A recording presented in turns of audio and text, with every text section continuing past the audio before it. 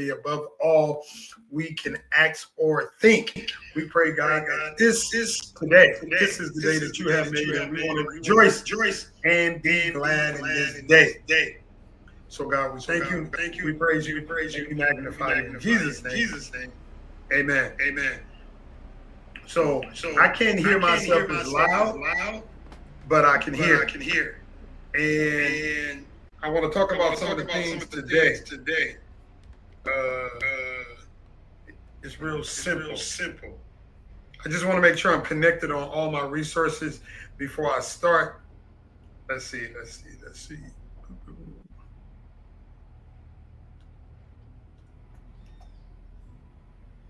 which one I'm on.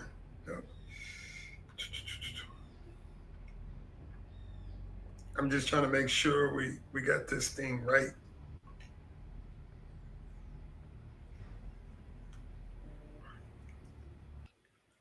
I think. All right. Hold on.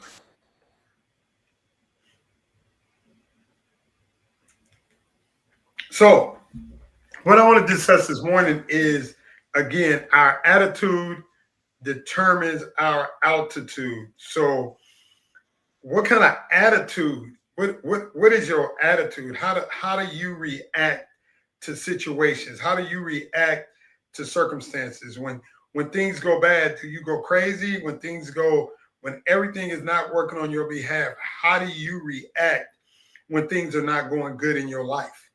Because I realize that when I'm overwhelmed, a lot of times I just go to sleep because I don't want to get caught up in my own drama. Good morning, Brother Tyrone. I don't want to get caught up in my own stuff. So I'm learning how. Shocking news. I'm sorry. I'm learning how, in the midst of everything that I'm dealing with, that my attitude determines my altitude. So my question to Tyrone, my question to William, my question to Ezekiel, my question to Will, Ezekiel, Tyrone, Anthony, or Glenn. How do you, when you get up, do you allow your stuff to affect your day? Instead of waking up saying, I'm going to have a great day, do you wake up like, oh my God, I don't know what's going on. I don't know. And does that affect the rest of your day? So in order to deal, because I'm going to be teaching grief share, right? And teaching grief share, you got to learn how to deal. You got to put your stuff to the side. You know, most men know how to do this without doing this, that we compartmentalize. You mute, dog. Can you hear me? I think that was Tyrone. Can you hear me, Tyrone? Ezekiel, can you hear me? I can hear you now. I had to log out and log back in so I could hear you again. Okay. So don't worry about it, because we run a little bit behind. But I'm determined at this point in my life, and most men already know how to do it. We compartmentalize so much stuff that when them compartments start opening, we tripping. We got attitudes, we're angry, we're frustrated, because we have compartmentalized so much stuff. You know, growing up in a family, I had to do I got new insurance, because when you're 64 and a half, you got to get Medi-Cal or Medicaid, whatever that is. They force you to get it, and they take your regular insurance away from you. So I had to answer these questions, and it was probably over 100 questions that had to be answered. And the first question is, was you abused physically when you was little?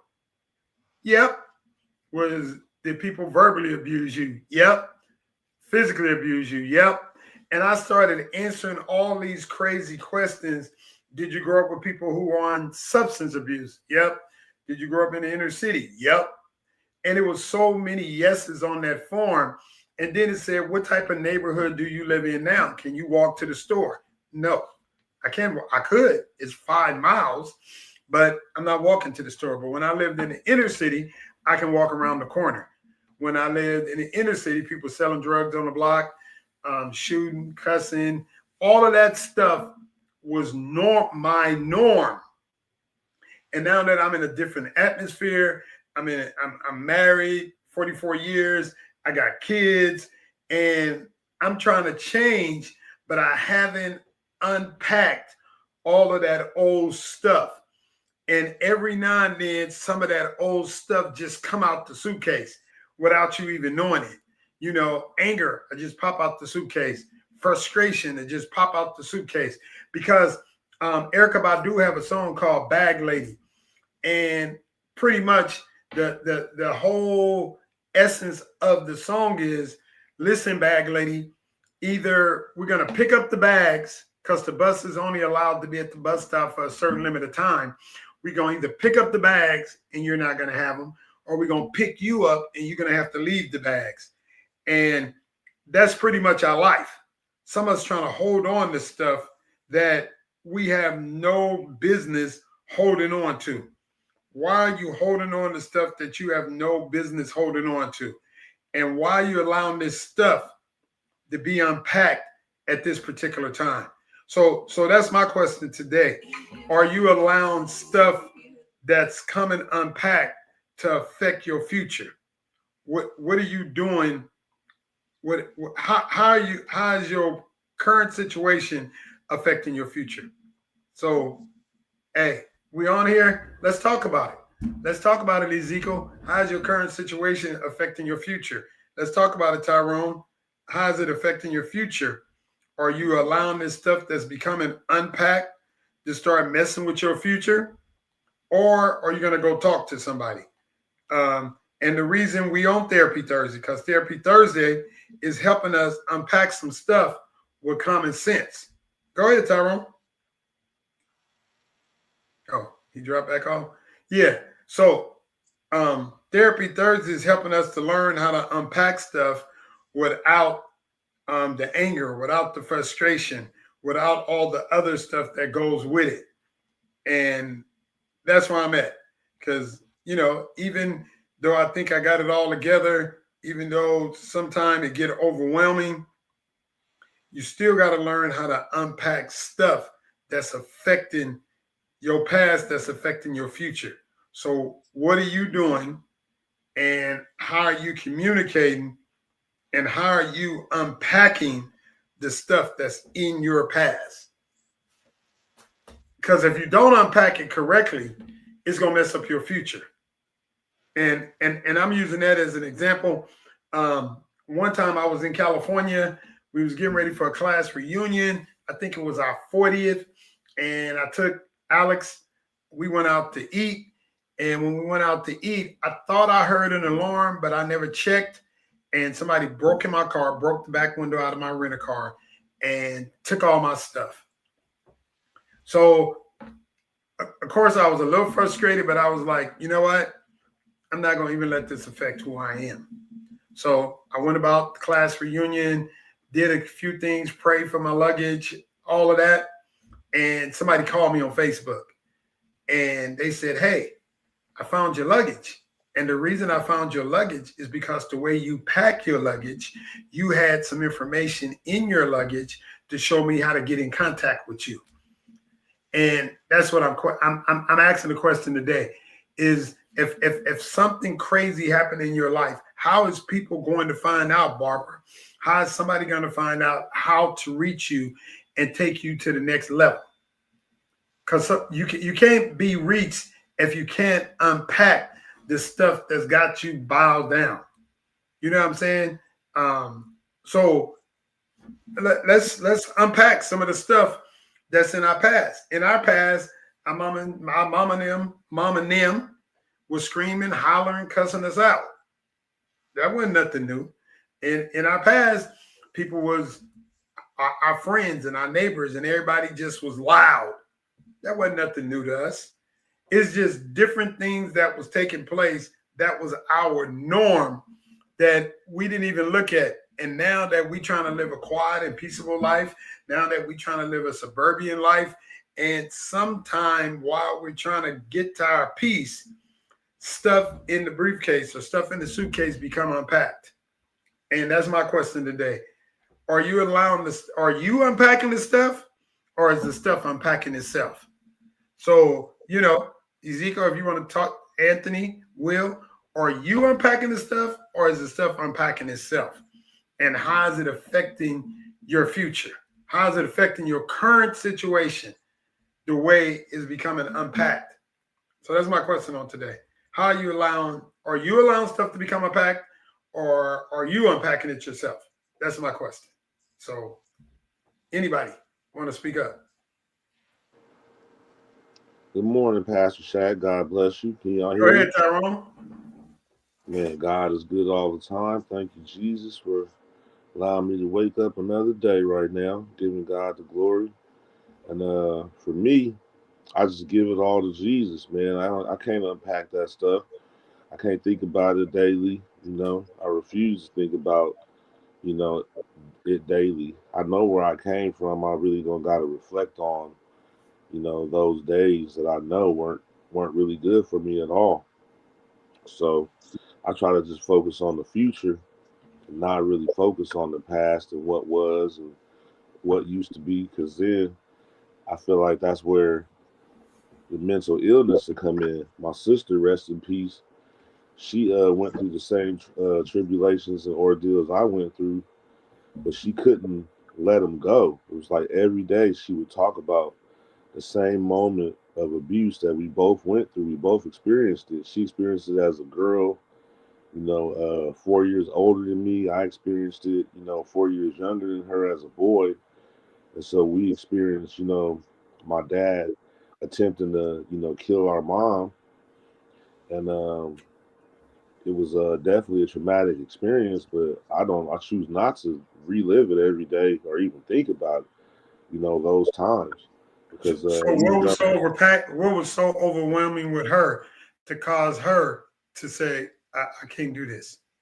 I don't know. Like I said, we went through the same experience, but she was a girl 4 years older than me. I was a boy. I don't know if it was different, for her than it was for me, but I definitely, don't think about it every day. Don't think about it at all. I try not to come think about those experiences, because that would drive me crazy. If I thought about it every day, I dwelled on it every day, it would drive me crazy. So I give God the glory for giving me peace on a daily and not having to think about it, not having to every single day think about those things. So I definitely don't dwell on the past. I try not to dwell on the past and past mistakes, because there's enough mistakes and things to think about for today.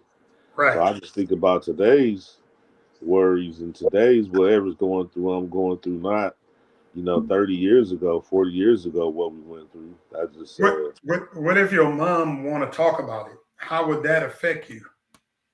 uh if my mom wanted to talk about it, I would listen to her and I would pray for her, but it wouldn't affect me because it's in the past. What's Right, past is right, past. right. So I can talk about it just like right now. I didn't have a problem talking about it, but I do realize that from that experience that three different people were standing there, and three different people came away with three different traumatic experiences, even though it was exactly the same, So, but being a different age group. Like my brother, he was 4 years older than we were, so it was okay, so each of us experienced it in a different way, probably, because him being 13, he probably wanted to fight back, wanted to right. do something, but he was in a different state than my sister, who was in a different state than I was. So by that traumatic experience, I realized that three different people can experience the same experience and come out with whole different way of looking at that experience, and a whole different way that experience affect their life.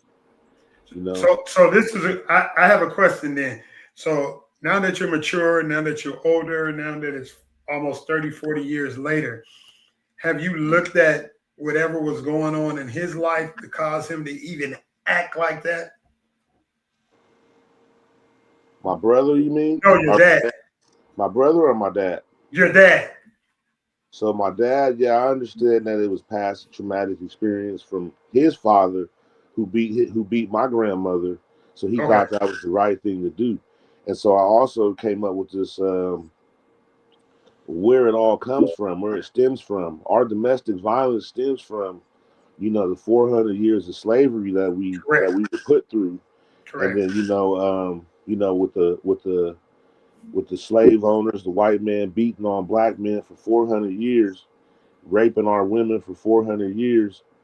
When we released from slavery, we thought that we were supposed to dominate our children and our women and by through abuse.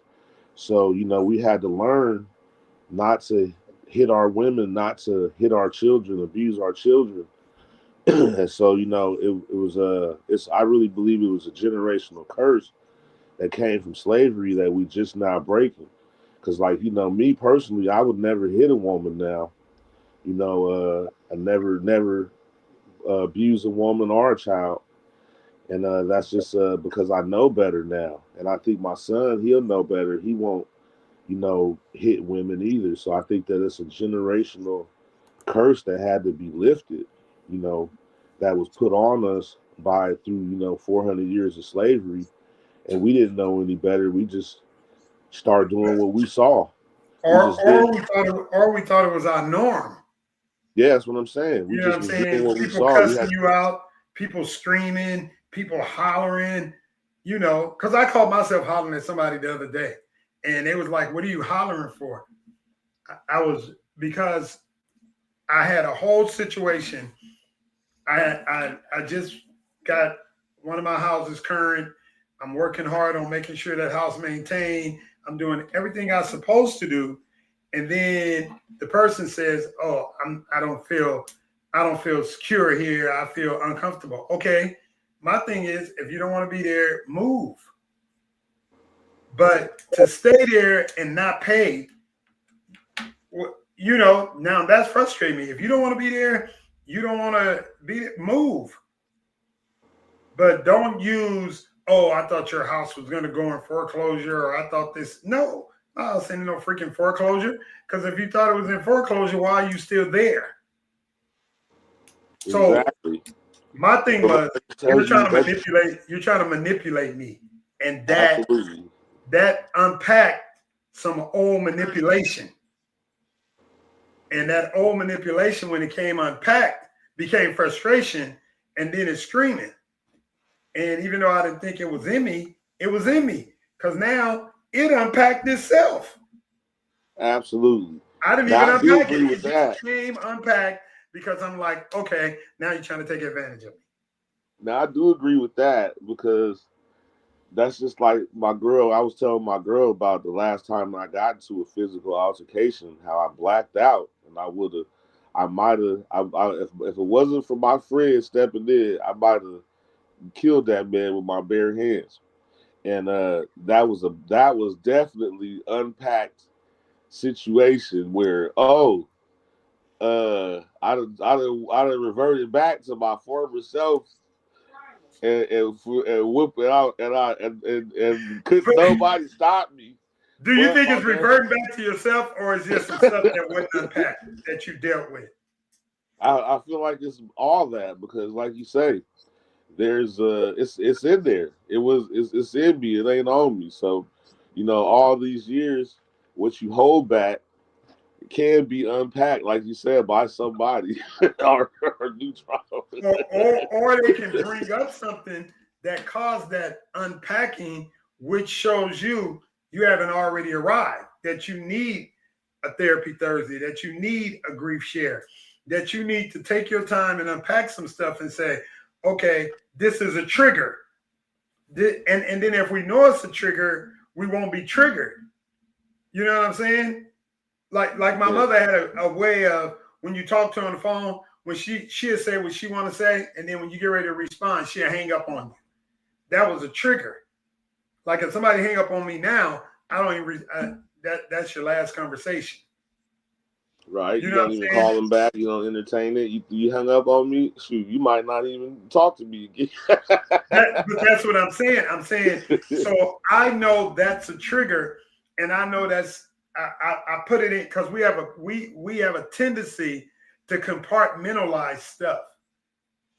As men, because we don't want to deal with it right now.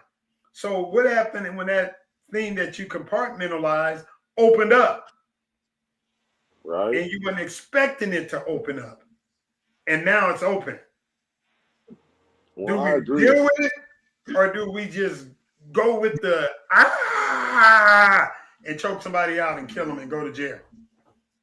I'm Well, just asking. you're right. Well, I'm gonna tell you like this: the problem with me is anytime somebody get into a physical altercation, um, like I say, my alter ego is gonna take over, and ain't very much I can do about it. Once you So put that your means head, you need to work on your alter ego. hey, nah, I think that he's in the perfect place for me. Don't start nothing. Won't be nothing.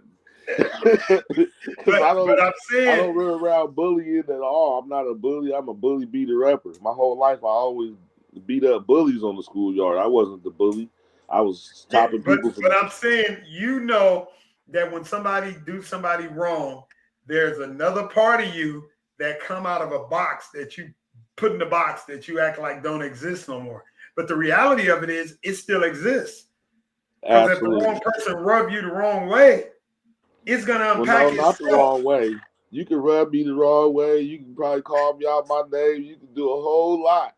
But until you actually cross the line of a punch in the air, you ain't got to punch me.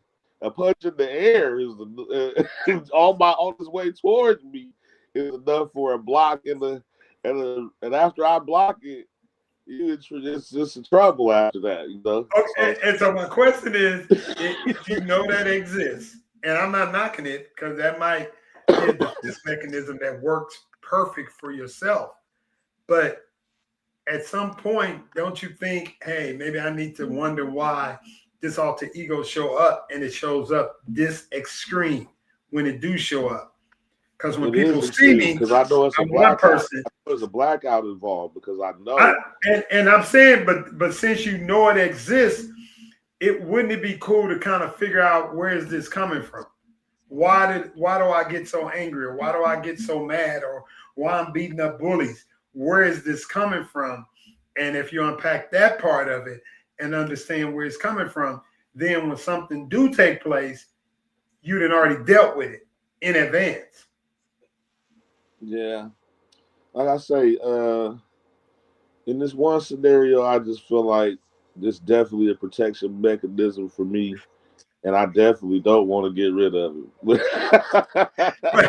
I It feel looks like. like Anthony was trying to say something. Anthony, what you think? Go ahead, brother Anthony. Eh, God bless No, you, I brother wasn't. No, Anthony. I didn't. No, I was just listening. But yeah, we all have them. Something like Tyrone was saying. You know, something. Whether it's in our childhood, and we take away something different. Each one of us. It was just me and my brother raised in the same home by a single mother, and he definitely took something different. He smokes cigarettes to this day. He drinks excessively. I do neither. I do neither. No cigarettes. Never had a desire. Don't drink. Yeah. So same house, same We mother, just take everything. everything. He just was the young one. He was the baby, and I think he got baby. But I think I don't know whether it's he never processed the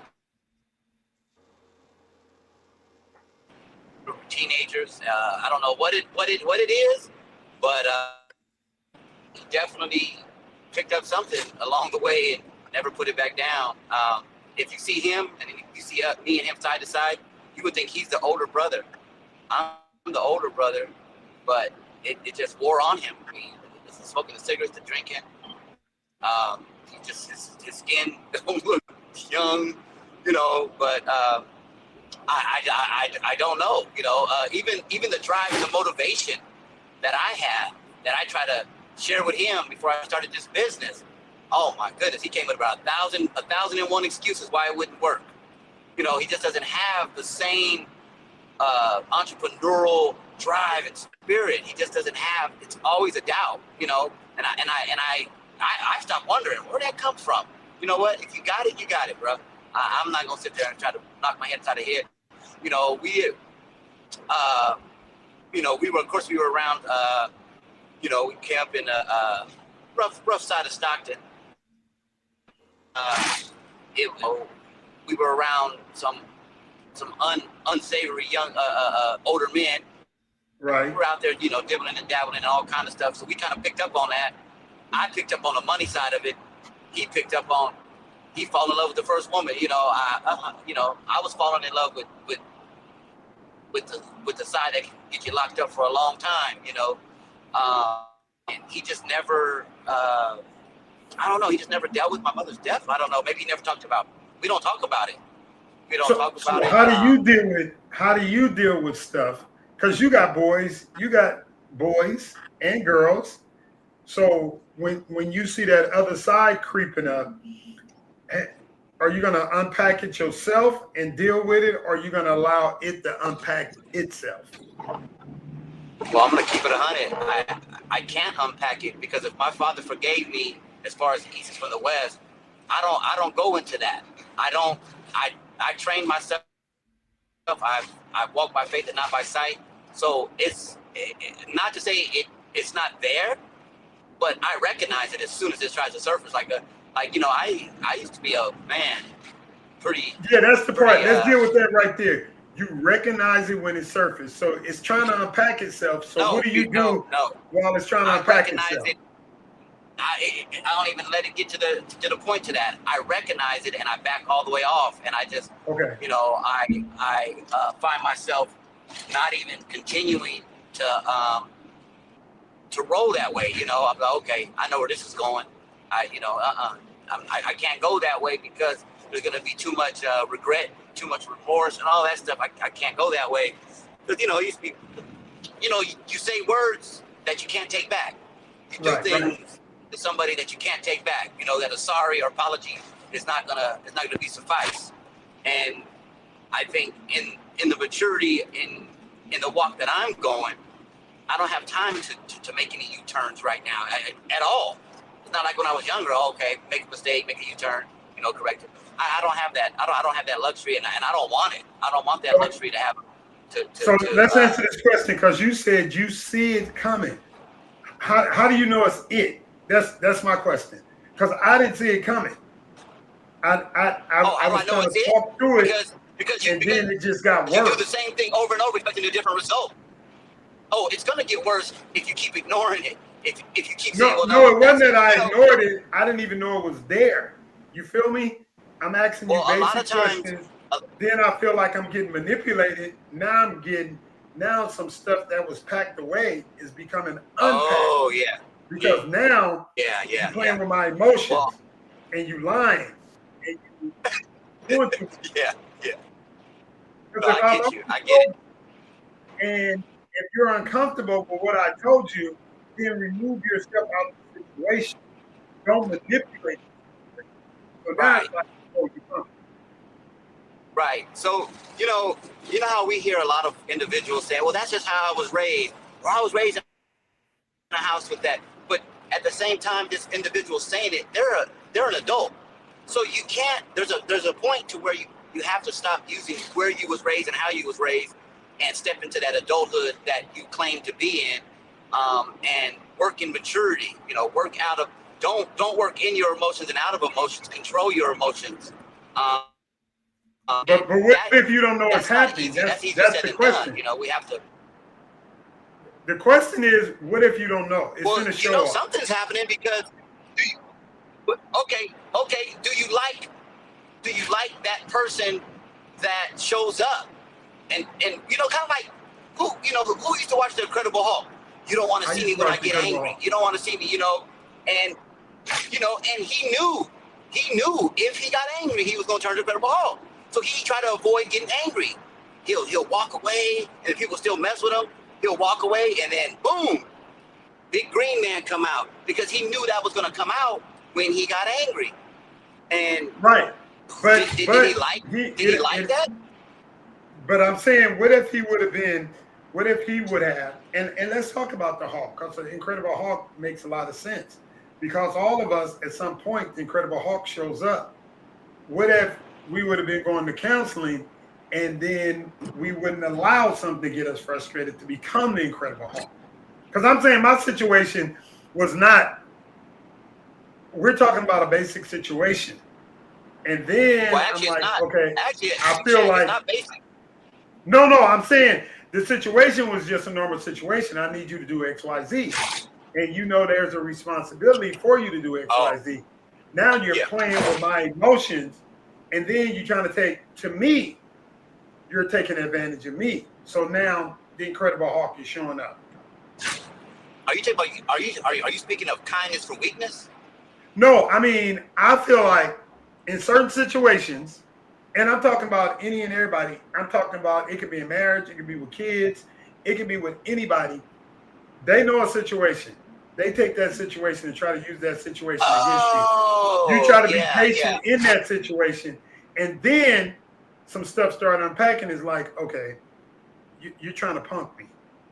And Oh, I even though see. you're still trying to deal with the situation, and the more they do it, then the Incredible Hulk show up. And Well, that's what I'm yeah. saying. We're trying to grief share therapy Thursday. We're trying to prevent all of this right now. But then, what if your girl get on your nerve? What if your kids get on your nerve? And you haven't dealt with that because that is still packed away. And then what if they hit that now, what do they call it? Pandora box is open. And now you're the bad person. Well, you know what? I'm gonna tell you something. Well, I was just gonna go there. You're always gonna be the bad person because that. But I had a conversation with my son a couple of days ago, and it just started off. I just asked him. I said, "Son, what kind of childhood did you have? Do you think did you take away from your childhood?" And that triggered something in him. I was unaware, unbeknownst to me. I didn't know he was traumatized. I don't remember the exact time. He had to help refresh my memory, and that even triggered something that I didn't remember. Apparently, because I didn't hit the kids, but if he said, I think he must have said something out of line, and then I flashed and I grabbed him and I choked him out. Like, boy, who are you talking to? That kind of thing, and that messed him up because he said he's seen white and he couldn't breathe and all this stuff. And I said, son, so you're telling me out of the 8,333 days that you've been alive, you're telling me, because I added it, right? He's 22 years old. I said, right. So you're telling me off that one time, you have not let that go? Is that what you're telling me as a grown man? You're telling me that right now? And it was. But that was traumatic to him, though, right? Okay, I know. Listen. I said that was hard. I said that's hard for me to understand. Well, because it's hard for me to understand that you're the one that did it, and it really hurt me, and it bothers me that you don't remember it. I was like, son, I'm not cut with that kind of cloth that I hold on to stuff. Okay. Well, he said, well, the majority of people wish they would be like you because I said, son, if I was to hold on to everything that happened to me, I probably would be in somebody's bar 24 hours a day. I probably would be on somebody's dope because I can't hold on to it. I'm not going to allow that to move me and dictate me. That I don't leave no room for me to allow God to move in my life because he's not going to just move when I have all this hatred on my heart. I have to give it all over to him on the altar. And then we got into something else. But I said, son, I apologize. I don't know what else to say. Besides, you helped me remember that's something I didn't even think that it was done with, But apparently he was traumatized by it, right? Right. And I can't downplay his trauma, but you also can't downplay the fact that I don't remember. You can't have it both ways. I don't remember it. I don't remember the day, the time. I don't remember the incident. So it bothered him that I didn't remember it. Like, come on, bro. I don't remember it. And so it bothered him because he was traumatized by it and yada yada.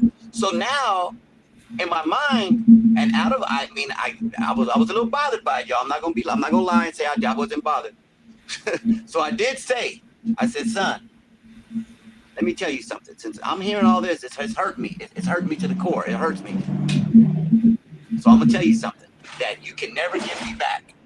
Is the time and sacrifice. I was mad. I was upset. I was kind of upset that he held on to that so long and told me that. I said, can you give me my time back? Can you give me all that time back? I'm not talking about nothing monetary. Just give me my time back. I said, well, you should. So, I said, you should have told me back then. I could have stopped. but I'm saying, time off myself. but you never asked the question back then. How was his childhood? You know what I'm saying? No, correct. No, I never asked him. No, It- I never asked him. what- But mind you, I didn't ask that on my own. I was led. Trust me, God is not Right. a God of mistakes. I was led to ask that. That needed to come out. So now look back in retrospect. Some of the times he act the way he act is because either he was scared Yep. or he Yep. didn't want to deal That with person any to come out. consequences, so he just separated himself. Yep, exactly. No, that's where I was going with that. But then, like Tyrone was saying, he out of his 3 siblings, he didn't. Everybody took something different, right? And for me, I was never guided, never by any. But hold on, I was never guided by a positive male figure in my home or outside of my home. So I was playing everything by, day by day, playing the marriage Right. day by day, how to be a Right. husband, how to be a father, how to be a provider, how to be a protector, all this stuff, and there was maybe some anger there, and I'm not going to say there wasn't, there was anger. Every little thing would set me off, coming from where I come from, everything would set me off. I would go 1 to 10 and then that, I guess that made me a bad person, right? Okay, well, I'm not that individual. I don't think it wasn't make you a bad person. But now No, that in you their know eyes. that, but I'm saying now that you know that was that thing that was unpacked at that particular time, how does it affect you now when you move forward? It doesn't. It doesn't. It And doesn't. that's what makes me a bad person. No, that's what No, makes it me a don't bad make you a person. bad person. I'm saying he brought something to your attention that affected him. Well, I know how to. Well, honestly, I'm gonna keep it. I'm not gonna lie. Well, I know how to treat our relationship now. I'm Okay. it's like, okay, I get So, it. so, I get so it. now, So, what about you? Might have to go to all the other ones and ask them the same question. well, yeah. Well, it's mainly just him and well, for my ex-wife, it's just him and our oldest, his older brother by the same mom. Them two, I guess. And he told me his mom apologized to him for some stuff that she did mentally, just told, oh my goodness, drained them, just emotionally and mentally, and apparently she has recently, unbeknownst to me, she had recently apologized to them. I found this out about screwing them up, with all her crazy ways. And I was like, really? I was kind of surprised by that. So, but it explained some stuff that I seen in the last probably about last 3 months. It explained, it explained some stuff. Why, to me, it all made light. It made sense. And I was like, oh, that's why she's doing that, or have done that, or buying a $3,000 camera, or something, But it made sense now. I'm like, oh, okay, that's And how that's all I'm saying. That was something you had a basic question, or you thought you had a basic question. Yeah. How was your growing up? Well, you choked me out. You were not expecting that. You know what? You did that part. I wasn't expecting that, but you know what? That messed me up because I thought they had a great childhood, and for you to tell me no, like one incident ruined everything. Well, compared to your childhood, no. This is one thing I told Amar Khalil. We try to base our childhood on their childhood. With their childhood, their norm is new cars, beautiful home, food in the cabinet, parents taking them to school. Our norm is struggling. Right. So You're right. when we try to compare, your life looked beautiful. Well, not to them. Exactly. Their norm is you're a little crazy and she a little crazy. And you know what I'm saying? Like when I talk to my kids, they're like, you know what? You're way calmer now than you used to be. But I'm way calmer now is because I made a conscious decision to unpack some stuff and deal with it. You know what I'm saying? I had to deal with verbal abuse. I had to deal with physical abuse, sexual abuse, psychological abuse, even spiritual abuse. I unpacked some of that stuff and said, okay, maybe these people did this because of this. And then I realized some of the church people did the stuff they did because church is an emergency hospital. They coming to get some help. If they think you're going to take away their help, they're going to try to sabotage you because they want the help and they don't care nothing about your help. So when I started unpacking some stuff, I can, I'm almost like the Incredible Hulk because now I can say, you know what? I ain't gonna even go there with you until I'm ready to go there. You know what I'm saying? I ain't finna have no argument with you. I ain't, matter of fact, I'm gonna just block you because I'm not finna do this. And you know, like let perfect example, the guy Drewski. To me, it was a comedy skit. To all the preachers in the town, he mocking preachers and he mocking church. No, he mocking God. It was a comedy. It was a comedy skit to me.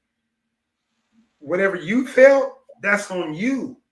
But to me, he was just making light of some of the shenanigans that goes on in church. And people who felt like they was part of that are offended. Well, what do you think? I think it was a skit. I think it was funny, and I left it at that. That's it. But now there are people who mad at me because I didn't take it personal. It didn't affect me. It was a joke. It was a comedy skit. You know, you ain't gonna get pregnant, so I'm gonna impregnate you with the Holy Spirit. That was a joke. You know what I'm saying? But again, if we don't unpack stuff, stuff will catch us. Some stuff will come unpacked by itself. And when you said what your son said, that anger just unpacked its own self. And you like, where in the world did that come from? You know what I'm saying?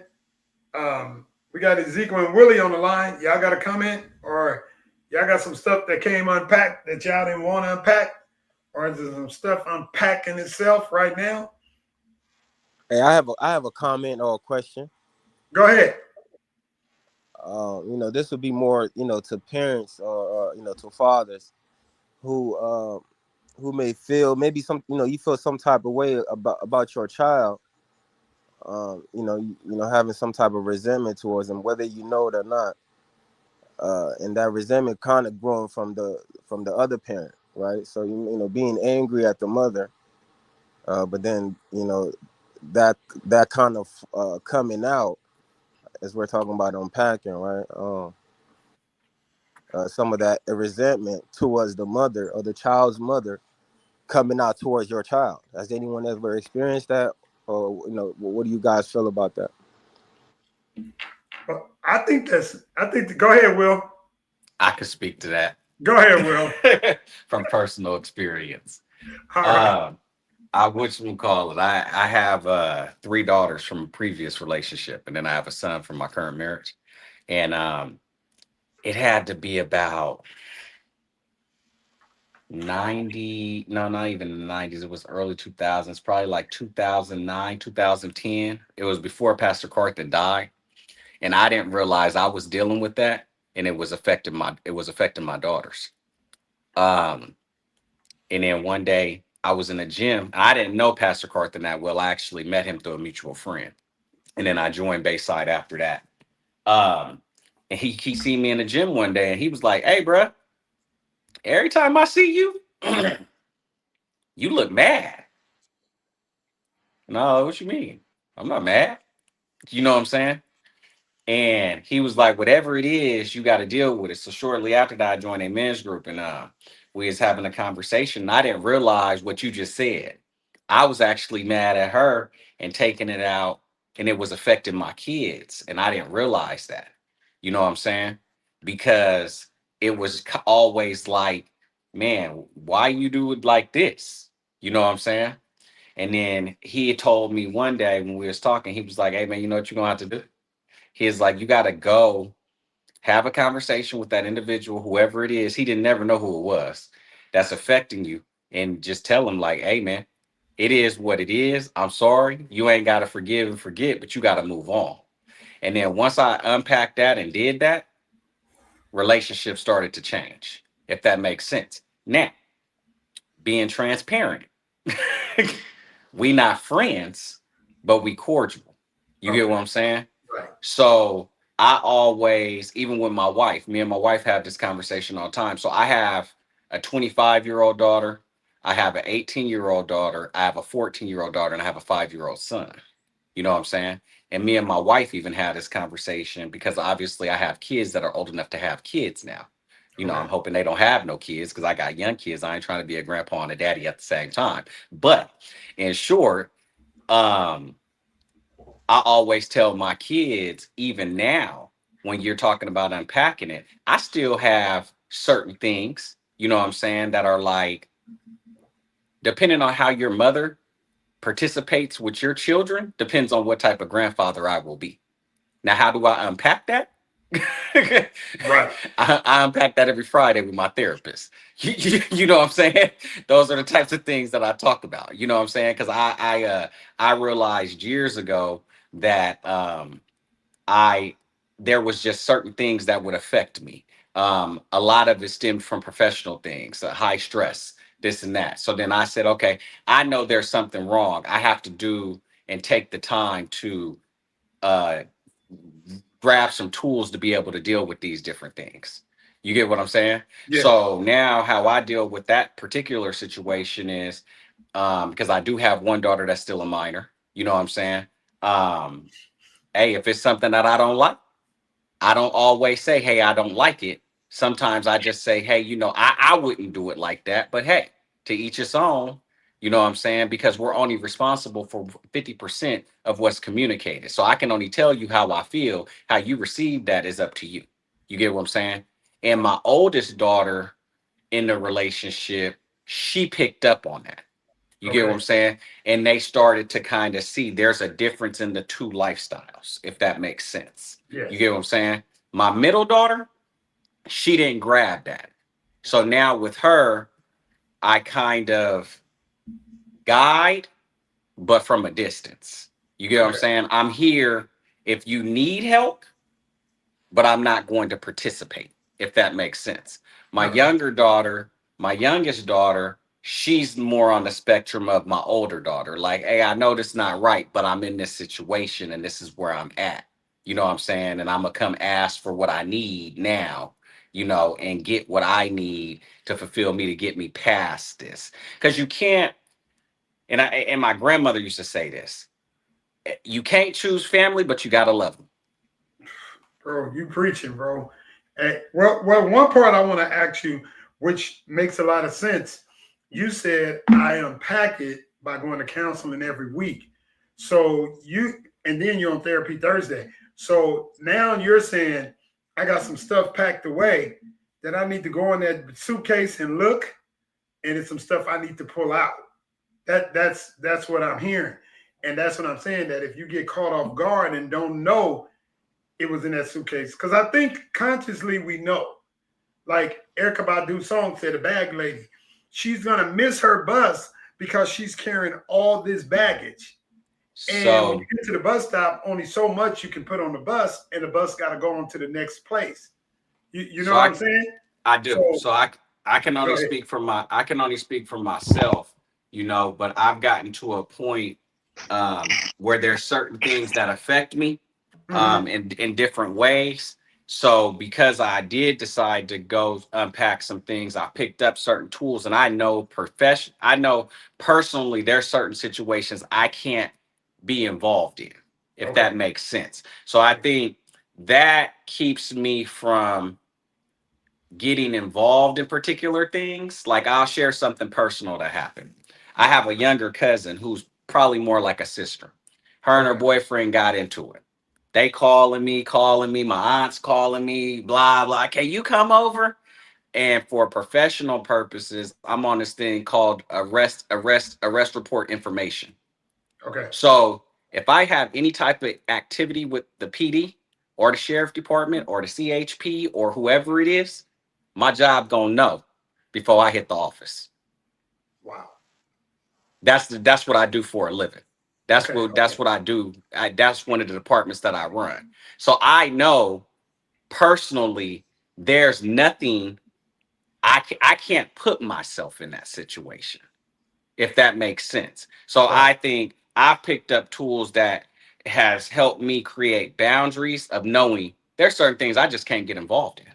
You get what I'm saying? So when situations happen, I think it triggers me more or less now versus the old person. It triggers me more or less now, like what we talk about periodically here. Are you willing to lose everything for this one moment? Because it only takes 2.25 seconds to change your life. And I think everybody on this call know that. Right. Yes.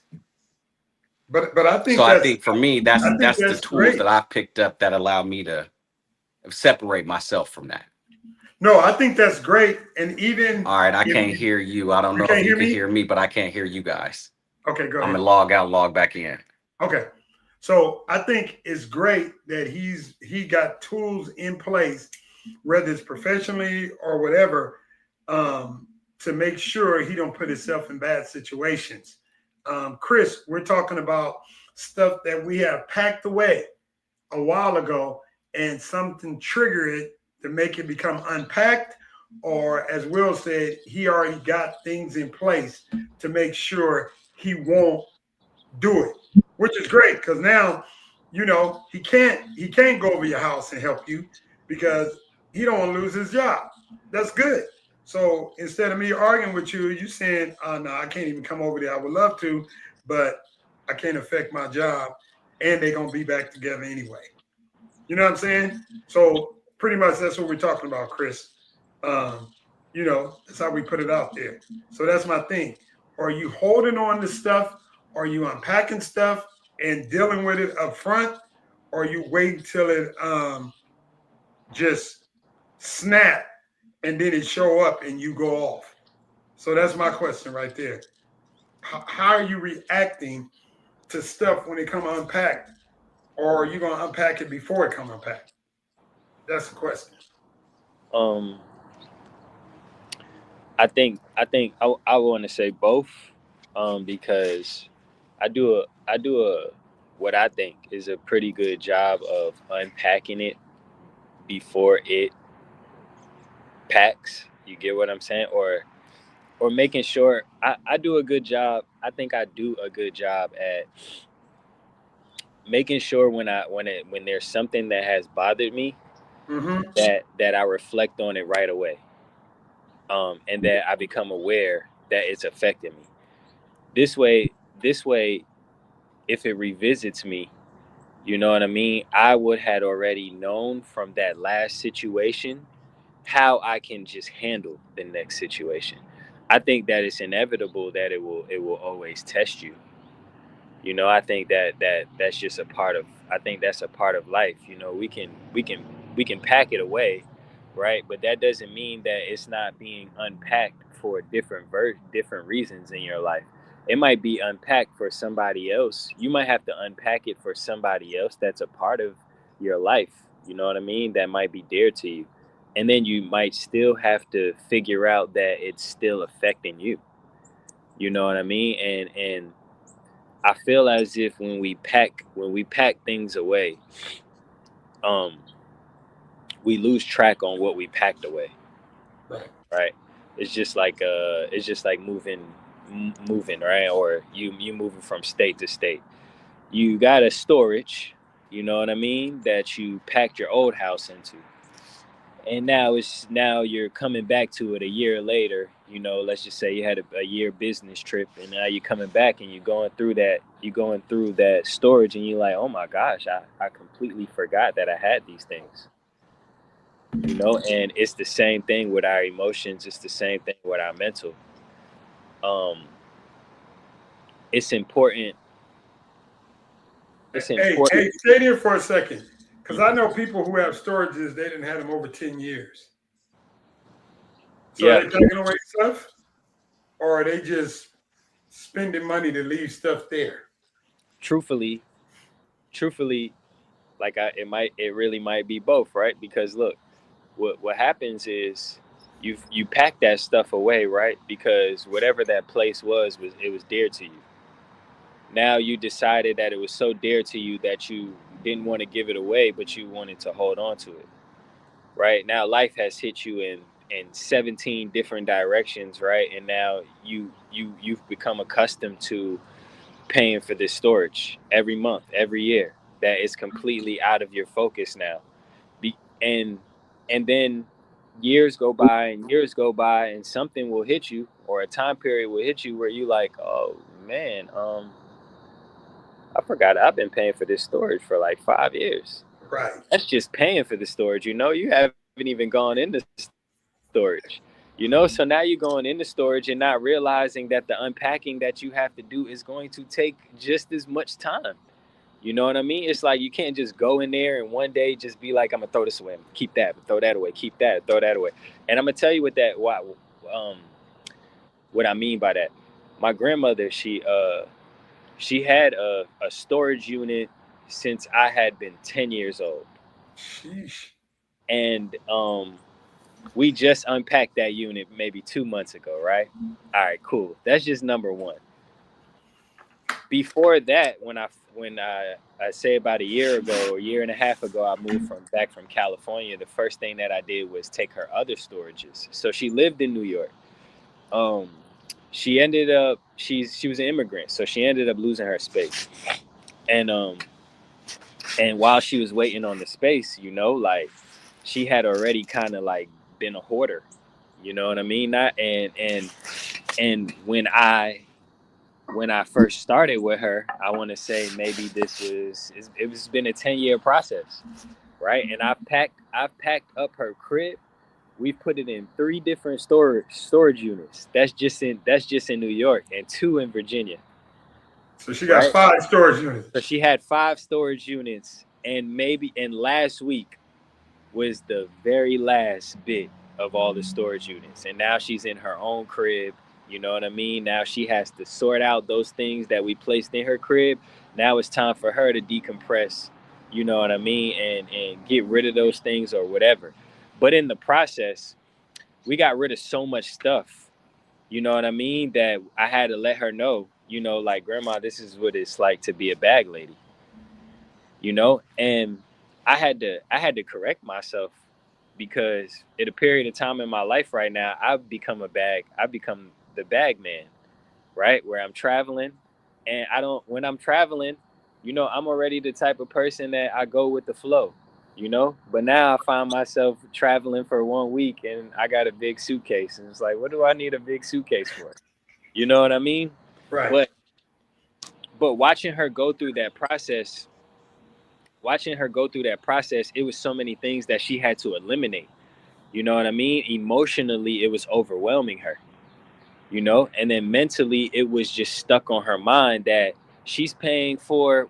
At one point, she was paying for 4 different storages in New Jersey and in New York. You already know those prices. Right. She's paying 1,200 for storages, and she could be living in her own place. You know what I mean? But she's a citizen now, but at that time she wasn't a citizen, right? At that time she had to be on waiting lists and accept whatever came to her. And for her whole life, she has been taking care of elderly people. My whole life that I've known my grandmother, that's all she's been doing, because that was the only job that she could get, was taking care of elderly people and getting paid under the table or whatever, until she ended up finding a corporation that she could work for.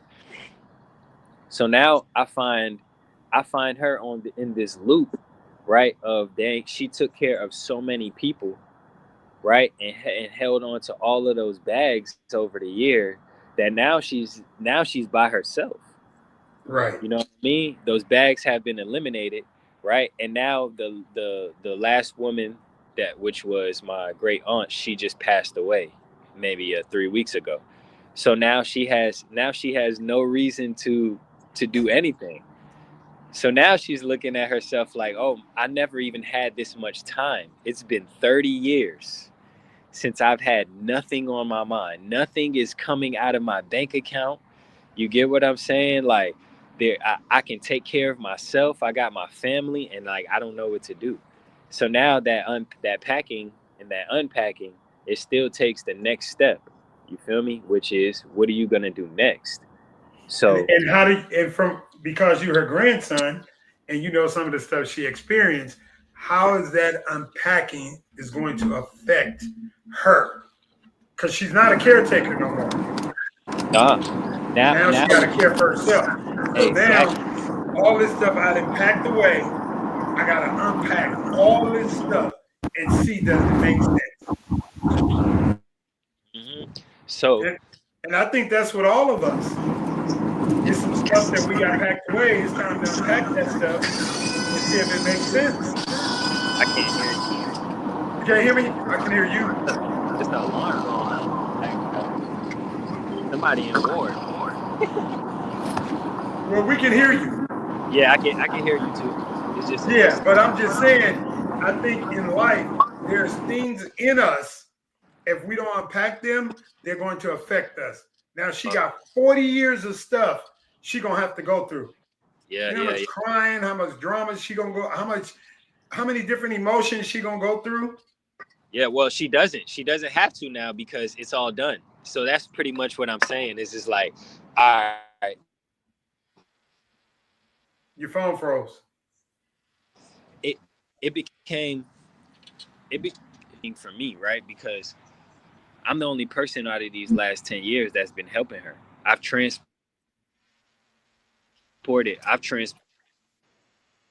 her images from all of these units, from the house to two separate, two in New Jersey, one in New York.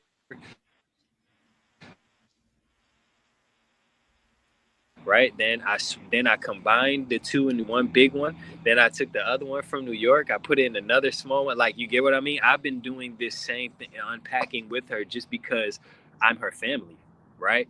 And because I love her, which you two were just speaking on, is just like, just because, it's you might not want the family that you got, but you got to love them, and they are a part of your life for a reason. Regardless, they are, at some point, either a reflection of what you don't want to be, you know what I mean, or a reflection of what you want to be.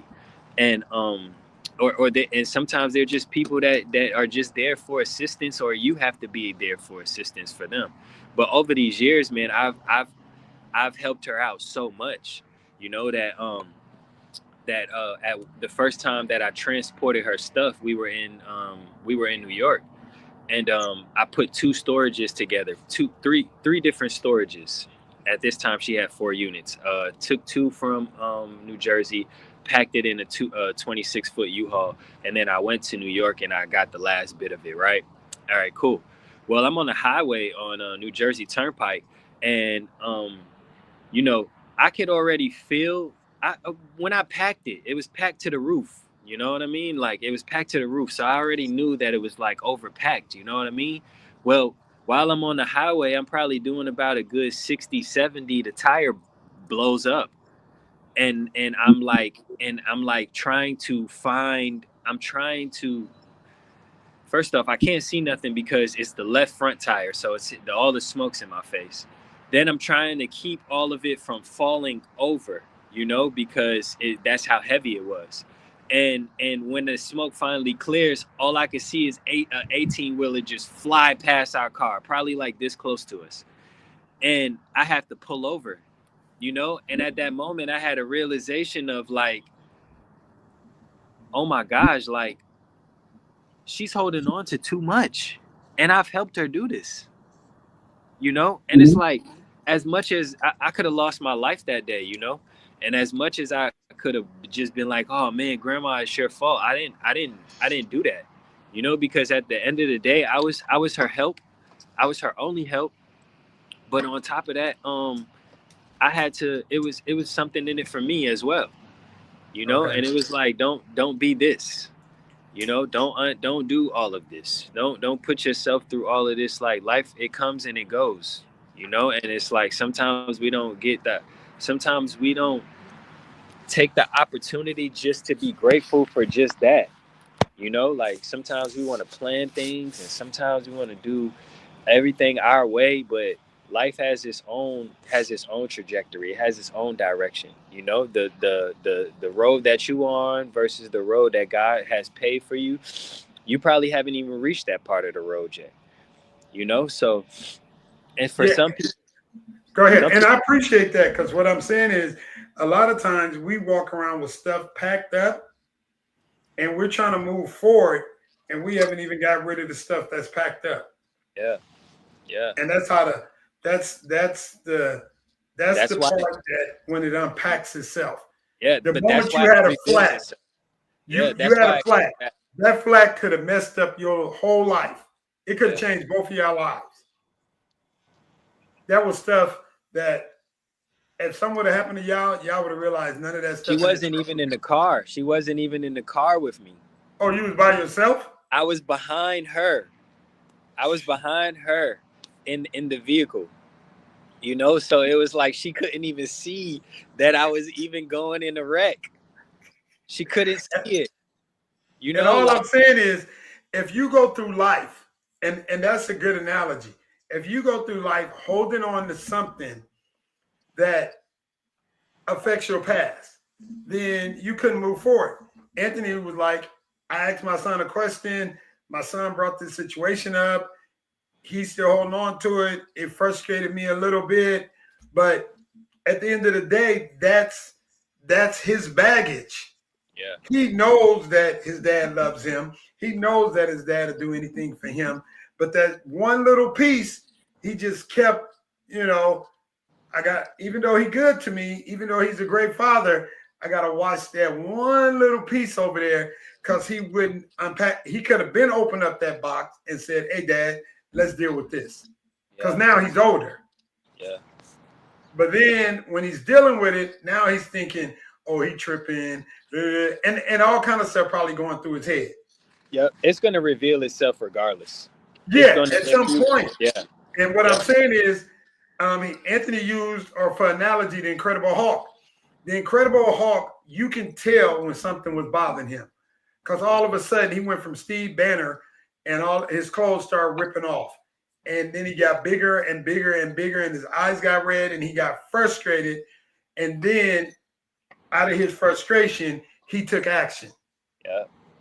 If we know we started off as Steve Banner and we know the Incredible Hulk is about to come, shouldn't we unpack that before it happened? Because when it happened, it might unpack its own self. That's all I'm saying. And when it unpacks its own self, you got to deal with the consequences. Yeah. You just got to be mindful that it's happening. You have to always be aware, like, because you don't want to panic when it comes back around. You wanna act that there's a difference in packing, right? There's a packing, and you packing up because you're rushing. You're ready to Right. get it over with. You know what I mean? Let me pack me a quick bag, and then you get to your location and you're like, I don't even got everything I needed, right? Then you got the packing that's like, hey man, I'm packing this away. I'm packing this away because it's detrimental to me, but I understand it, and this is not what I want to have in my life, and I'm packing it away. You know what I mean? So this way, if it reveals itself through your kids, you can go back to that thing and unpack it and say, man, this is what I was going through. Right. You know what I mean? There's other people that just pack it away just because they don't want to deal with it no more. It's gonna reveal itself again. It doesn't work. And again, that's perfect. Because like when I move, and people think it's totally crazy. When I get ready to move, I don't pack anything. I pulled up 2 trucks to my other house, both 26 feeters.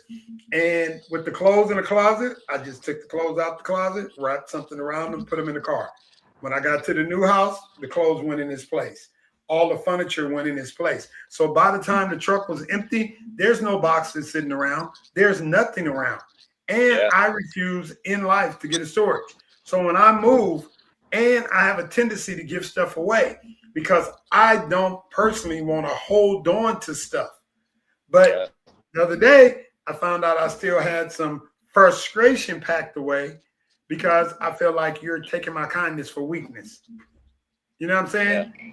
And so Yeah. you can be mad or you can be frustrated. But when I'm thinking, why did I even have to go there? Because you knew the situation prior to. And that's how I'm dealing with stuff. So when I'm moving, I don't want to pack nothing away. I don't Yeah. put stuff in storage. I don't do any of that. Yeah, I'd rather give it away. cause it's like, cause you know when people say, oh, I'm packing it away, get to my new location, new me, new you, new me, new New house. year, new Everything, me, new feel me? yeah, it ain't nothing Like, new. but you taking the same clothes and you putting it in a new closet. You don't. You gonna wear the same fit tomorrow. Like, you have you have to be mindful of what you actually just speaking about, because you Right. can move to a new house, right, and it can make you feel new. You feel me? And you're supposed to keep that spirit. But when you get to a place where you bring in those same things into that household, you know what I mean? It's just like all you did was just switch interior. You know Right. what I mean? You didn't really switch you. What was the reason So for, it's really not a new you. it's like, you don't even know the reasons why you moved into the new house. You know what I mean? You don't know any of these things because is all you focused on is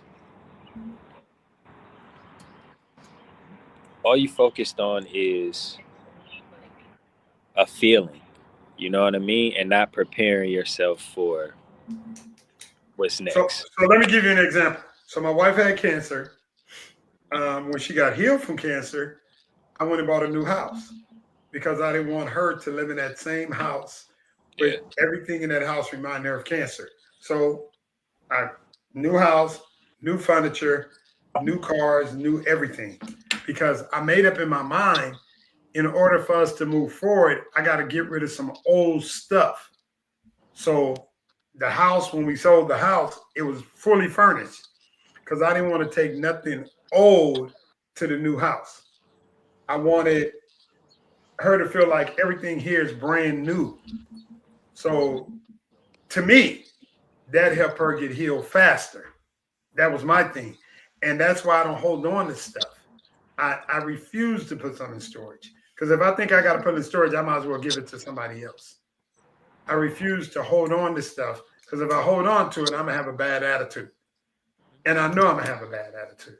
So I don't want to hold on to nothing. I want to I want to be able to be free enough to just enjoy myself. But there comes a time when some stuff unpacked its own self. Jane Rose, what's up? There's a time when some stuff unpacked its own self. And then what do you do with that when it started unpacking itself that you store it away? And we still got Will and Ezekiel. Ezekiel, did Will answer your question?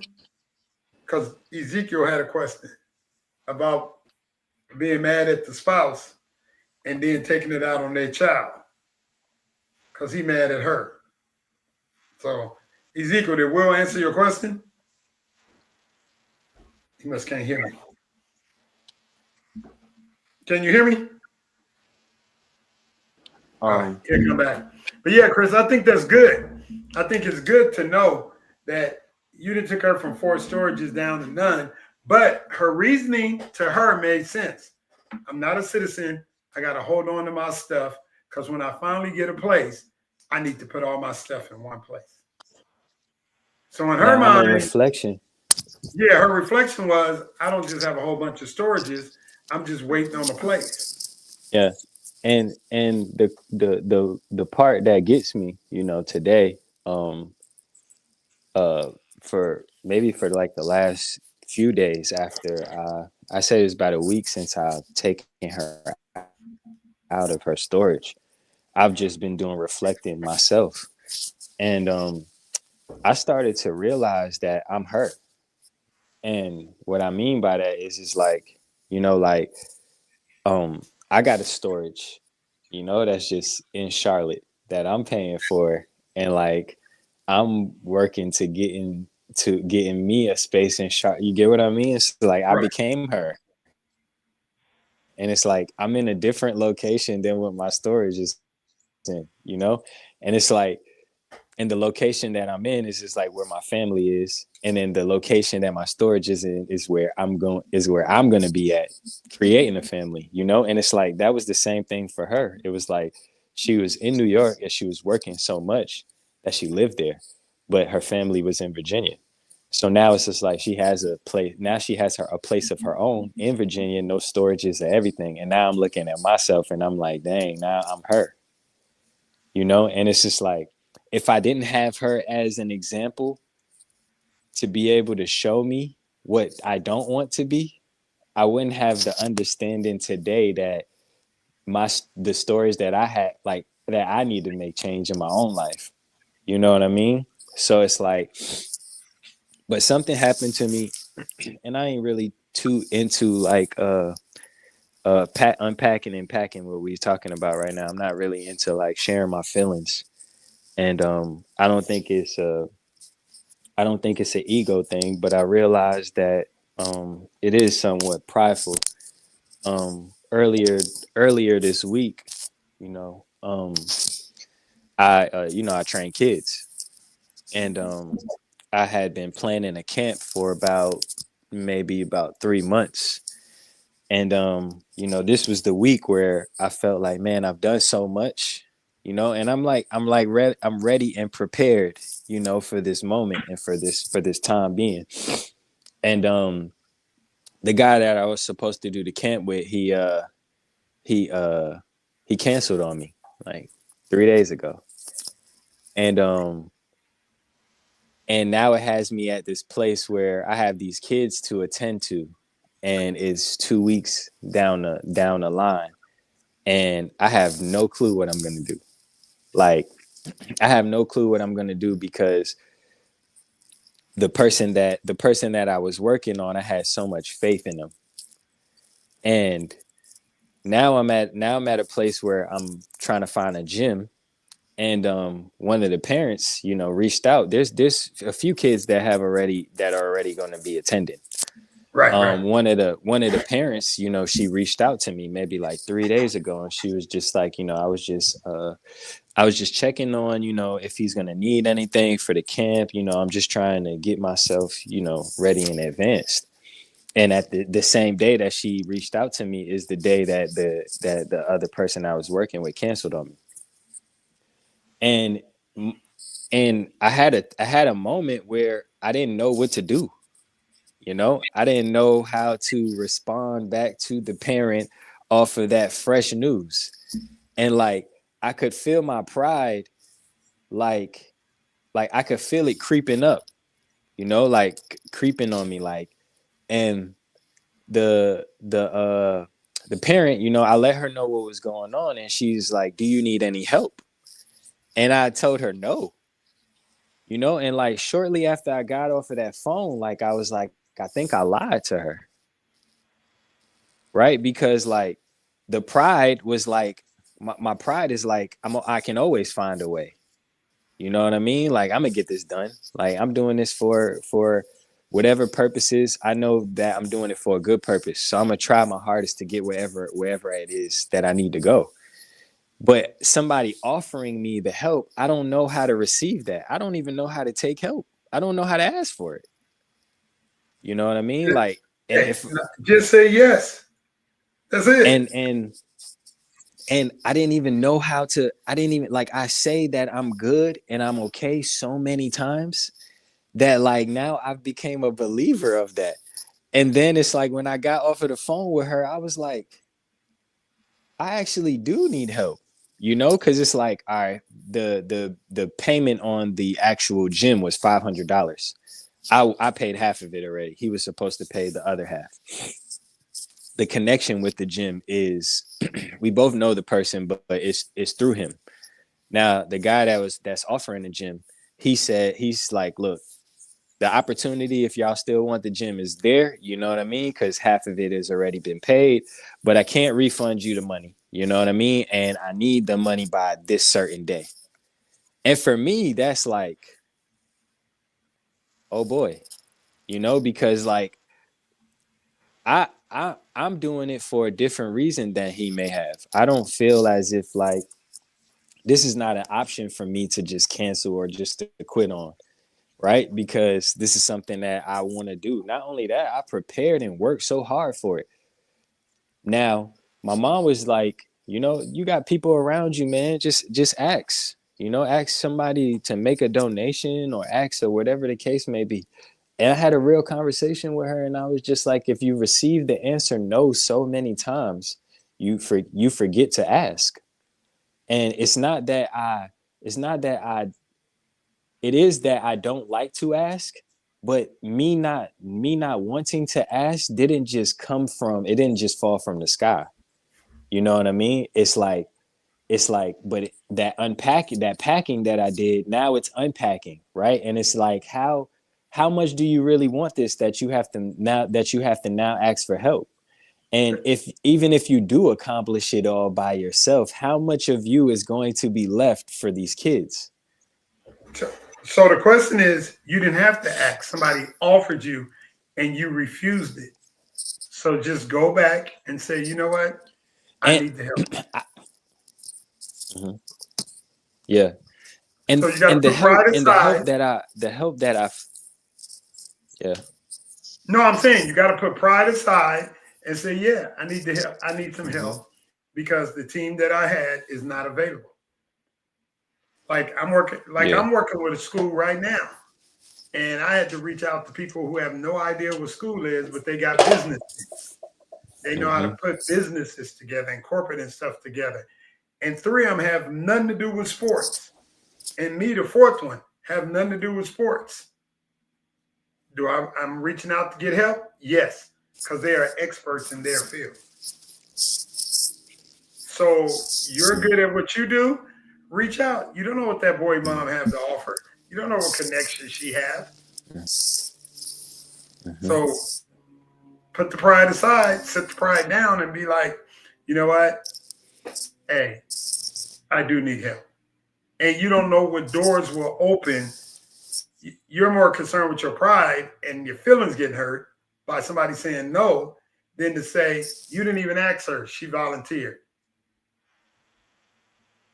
You know what I'm saying?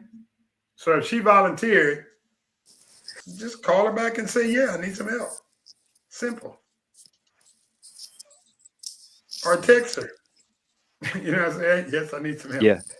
I I reached back out to her, and I had let her know the can you hear me still?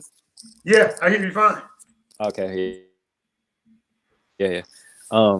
Yeah, I had reached out. I had reached back out to her, and I had let her know, what the current situation was, which is crazy, which is weird because um, I don't want to say that she kind of knew what was like going on, but from having previous business with the guy that I was doing the work with, I think she Hmm. had a feeling of what was going on. And when I reached back out to her, she pretty much let me know that the reason why her child like even comes to the camp and like even works with me is because the person that I am, not because of who I work with. And Right. she was pretty much like, look, man, I can she was like, I can make a small donation, but I could also ask around, if there's any gyms, so she sent me like a list of actual gyms, and it's very limited, man. It's like extremely limited. It has you come on, $500 just to have a gym for what, 4 hours, 4 to 6 hours, like that's a steep price, but it's because the gyms are limited here, and the school districts don't allow the gyms to be rented out as far as public schools go.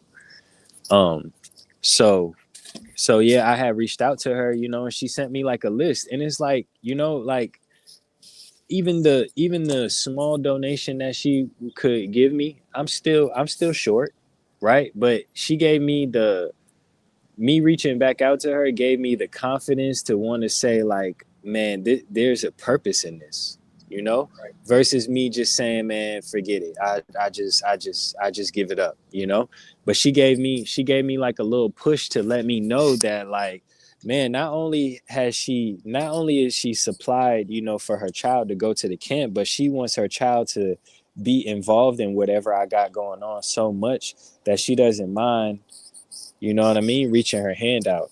So that was a lesson, so like I just kind of been reflecting on that all week. And um and what I'm saying is, a lot of times we allow our pride um, to get in the way. And the Bible said Yeah. pride comes before destruction and a haughty Yeah. spirit before fall. So Hmm. if you know you're in a situation and God is opening up a door for you, walk through the door. Yeah. Just, walk through the door. And I don't know if Ezekiel is back, but Ezekiel, I was asking what Will said. Did he answer your question? I don't know if he can hear me, but he's on. So, but yeah. So Chris, that's our whole thing is that guy caught you off guard. You didn't Hmm. allow the incredible Hulk side of you to come. Yeah. That's the part I'm excited about. Yeah. That you could have easily been like, I've been planning this for 3 months, and Yeah, you've been man. side by side with me. Why did now you change your mind? Hmm. You know what I'm saying? Yeah. That could have been that, because now you feel like you've been played or you've been Yeah. disrespected, and And all of those feelings come up. yeah. Now you can Yeah, go back man. to when your dad, he wasn't there for you, or when your mom wasn't there for you, or you can bring up so much stuff because of what one person did versus talking to the other lady and she said, "Hey, let me help you." Yeah, yeah. That's the unpacking, It's just like I thought that, that Pandora's box was like, hey man, I've healed from these things and these things don't bother me, but I was able to go back to whatever I packed up and unpack it in a different way, because sometimes we pack things away and we might need them later on in our lives. Right, Is you know what I mean? And I was able to go back into that box and say, um, well, yeah, my pride is something that I try not to be so prideful over, right? So that I can be able to. It's like people say, man, don't block your own blessings. Your pride to do that. Um, yeah, and and and and it and it's not. It don't mean no harm. It's just if I don't deal with it, at some point, it's going to yeah, show up. yeah. If So you yeah, plant the that seed, at some point you're going to reap the harvest. yeah. And I'm So, guessing that's the reason why it's popped back up is because I am planting the seed, and I feel as if one of the reasons why I feel like I do great, as far as my business goes.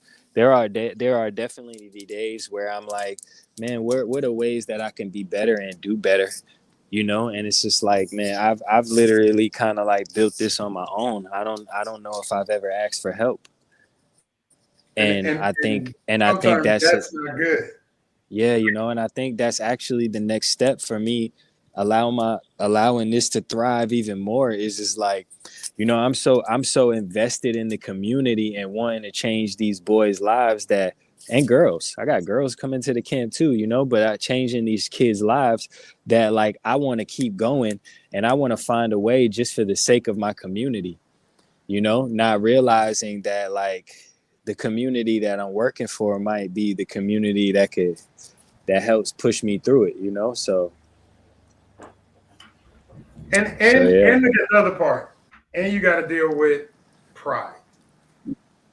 That Yeah. part.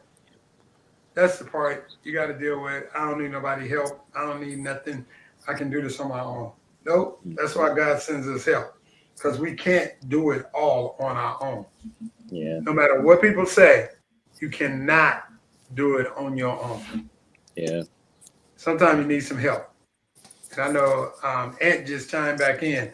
Ant, what do you think about Chris talked about unpacking these storages, which first is spiritual and then is natural. First is natural, then is spiritual. And we start Yeah, unpacking. no, no, yeah, he definitely that made a lot of man. Yeah, no, man. Who, which one of us don't know an individual family member that has that? My auntie, rest in peace, she just passed away. I was always wondering. I helped her move her storage. I was like, "You paying for this old Christmas stuff and you don't even Mm-hmm. use?" I was like, "Wow." But we uh, we do the same with with our stuff, Right. mentally and physically. We pack it up and we move it to a different relationship, but the Mm. same stuff is in there, yeah. So it's it you know, I'm getting some therapy off this today. I tell you that. Yeah, it's definitely a eye opener, man. Hey, you said you moving from one relationship to a new Yeah, relationship. man, that was deep right there. Yeah, That yeah. was You're just deep. moving it from you're moving one Yeah, unit to another, and then that yeah, person, you don't know what they bring in. So y'all both had yeah, this man. this cluttered cobweb full of stuff and useless. It's useless. Hey Hmm. man, I think a lot of times, and this is just because I've been married my whole life. I've never been single. The only reason I was like, let me work this out because I'm attracted. When I was younger, I realized I'm attracted to the same type of women. They just got a different color hair, a different color shape, a different shade of skin. So I'm like, look, at 18, I realized, you know what? I'm just gonna have to work this thing out because I can't keep running into the same stuff over and over and over again, thinking I'm gonna get a different result. I'm gonna have to work through it. Yeah. And a lot of times, I think our parents just worked through stuff. They didn't have the internet option. They didn't have the bad, now these women got a Chanel purse on their arm. They got all the new eyelashes, hair, behind, breast, all this stuff, and don't even know who they are. But then they tell you, I want a six-figure man. What are you bringing to the table? Yeah, man. Sex? Come on, man. That's it. Seriously? That's mainly it. I'm just saying, what and why would I invest my six figures that I work for to be with you? And the last time I came over your house, your little apartment, it wasn't even clean. Hey, that's because they know that there are men that are on the same low frequency as them, and that there's somewhere out there's a man that will actually provide that. What are the chances? I don't know. That's on them. You get what I'm But saying? But but you're gonna come home to no food cooked. You're gonna yep, come home to a whole bunch of makeup in the bathroom, and she finna go turn up with her friends. yep. But I need a six-figure income man. What are you gonna bring to the table for the six figures? And That's some my question. and sometimes sometimes those men, yes, they are out here. They don't have the strongest mindsets. They got all that money, but that don't mean they got a strong mindset. You know what I mean? And they allow a pretty face. You know what I mean? A temporarily decent personality. Because you don't know what the personality gonna look like 6 months down the line. That part. And they're gonna grow But old. and that's something to talk about too. Towards the fellas, to the men. This is even stuff that women could preach. Like our moms and stuff. These are these are the Your phone keep going in and out. You might want to sit in one place. It went out. So until saying. Chris I come need back, to put my go ahead. Wi-Fi. Let's see. Hold on. You said your mom All what? right, good. You Because can your hear me. phone froze. Oh yeah, nah. These are just things that the single moms, that they were preaching. They was preaching to us like, like keep your head strong. Because there are women out here that are like this. There are women out here that are like this. You know what I mean? And when you out here and you exploring, you could be a guy that makes six figures and don't know your worth. Right. You think the money is your worth. That's not your worth. You Well, know, I can't stand off rip, man, off rip. A guy that whenever I meet guys and sometimes they older, sometimes they younger, even if there's been times where I've been looking at guys as mentors, and all they do is flaunt what they have. They flaunt their money, they talk about this, they talk about what they have all of the time, you know what I mean? I rarely hear about what they don't have. And it's like, as a human being, it's not saying that I want to hear about all your bad things, nah. But I want to know, like, deep down, is there something that is deeper than all of that, because all you do is talk about and flaunt your money. Is life's way deeper than that. Because when I get into the conversations of what it looks like your own worth, the money worth and the human worth is two different things. well, you know when I go to church and I go hear someone preach, the first place I look at is at the kids and the wife while he's preaching. And if I look at the kids and the wife and they got a different type of attitude, I'm cool with you. And only reason I'm saying that, because the kids and the wife expression is going to tell the truth. Yeah. If you lying or not. Because, you know, a whole bunch of preachers get in one room. It's just a whole bunch of liars. Because everybody trying to outlie the other person. Yeah. I literally went to a funeral the other day. The majority of a whole group of preachers. And I was listening to the preachers at the service. And I'm like, Competition. You probably heard competition. yeah, I'm just looking at it like, really? Is this what you bring into the table? At somebody's funeral. At somebody's funeral, because you still putting yourself on the spotlight. Yeah, You want to be important. And to me, if I have to want to be important, that means I'm not important. Mm. If I got to make myself shine, I'm really not who I say I am. You know what I'm saying? So, Because at that moment, you're trying to justify who you are. right. Yeah. So that's not who I really am. Because now I'm lying to myself. And there are people in life who don't unpack all the stuff so that you can be a better you. Okay, mama was abusive, daddy was abusive, you grew up in a foster home. All that stuff happened. I get it. At what point are you going to unpack that stuff and deal with that stuff? Maybe you need to go get some counseling. Maybe you need to go to Grief Share. Maybe you need to go talk to somebody who got common sense before you take that to the next generation. The next generation come and then you start unpacking all that stuff. And then you wonder why your kids are crazy. You wonder why my baby mama crazy. Because you date her. You picked her. Y'all made that decision. But if you unpack some stuff and clean up some stuff, or even if you're in a relationship and you start cleaning up some stuff, it won't be as bad. Your grandmother decided to get rid of 4 storages. You know how much money she got now? Money that she been, as far as you and me concerned, she been throwing it away. Giving it to somebody to hold on to some stuff that now she's throwing away. And that's what happens in life. If you she only kept it to give it to other people. Yeah. Mm-hmm. And if you don't clean up yourself, if you don't work out your own soul salvation, you know, because if a man said he has not sinned, he's a liar, and there's no truth in him. So there's a part of us, because we was created from the dust to the ground, there's a part, we gonna all sin. We gonna all mess up. Yeah.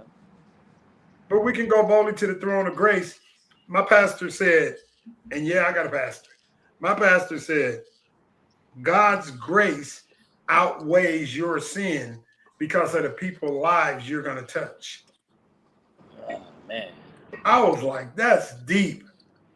Sheesh. It ain't like God is saying it's okay for you to sin, but his grace for the stuff that you're doing outweighs the shenanigans you're doing because of the people's lives you're going to touch, and they're going to change. Mm-hmm. So then when you look at grace, which is God unmerited favor to undeserving men and women, when you look at grace, you're like, okay, I get it. God is good. Because I got some shenanigans going on. Like I used to tell my son, you know, he's 15. He used to get in my car at school. Bro, you know, before you got in my car, you was stinking. You a teenager. You knew you was stinking. You're going to get in the car with the hoodie up. And then when I look at you, you're going to say it ain't me. Right. You didn't put on no deodorant. You're in my car, and now you're stinking up my car. And in your mind, you ready to lie. And you ready to lie with the quickness. Yeah. You know, because teenagers lie and don't even think about it. Oh, no, that's not me stinking. Bro, I've been in this car by myself the whole time. You got in my car, now my car's stinking. Who is it stinking? It's obvious, dude. Right. But the whole way home, he got an attitude. Because he going to call his mama and tell his mama, I said he's stinking. But I shouldn't have to tell your mom you stinking. You should take a shower in the morning, put on some good deodorant. So by the time you get in my car in the evening or the afternoon, then you don't have to worry about me telling you you smell. Because you already fixed it this morning. I would have been like, man, your mama smell good. Tell her to teach you how to. But I'm just saying, there's things in our life that we can fix before something else take place. And that's all I'm saying. That let's unpack some stuff. Let's go through some stuff. Let's do like Will, get us a therapist, and let's start unpacking some stuff that so when something happens, we won't be triggered. Yeah. Dude, what are you cooking? I keep seeing smoke in the background. Man, I'm not cooking nothing, man. It's that I was lighting a fire. Oh, I was gonna say. And it's all like, oh my gosh, see, it's just all over the place now because the last bit of it, you know, when it gets like smoky because there's like no more wood left. Right. So that's what's happening. It just keeps. So you're gonna go now. You're gonna smell like smoke all day. I mean, I don't mind. I'm just saying. And I smell. So somebody tell you can't get mad. I'm relaxed.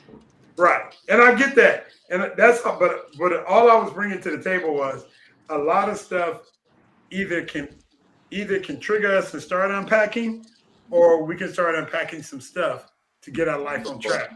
Your grandmother decided, I don't need these 4 storages no more. I got my own place. I'm gonna take some of this stuff and bless some other people, and then I'm gonna put what makes sense in my place, and everything else gotta go. Yeah, that's exactly what she did, and she did it. I'm pretty sure today she probably feels good about that, you know, because like she took like most of her storage and she sent it. She hasn't.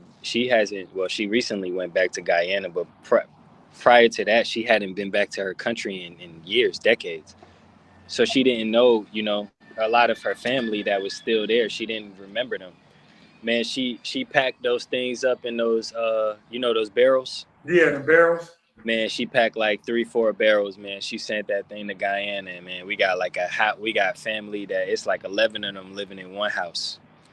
And like she sent clothes for the entire family. For Bro, the Christmas came late, huh? And they got it on Christmas. That was the best. Wow.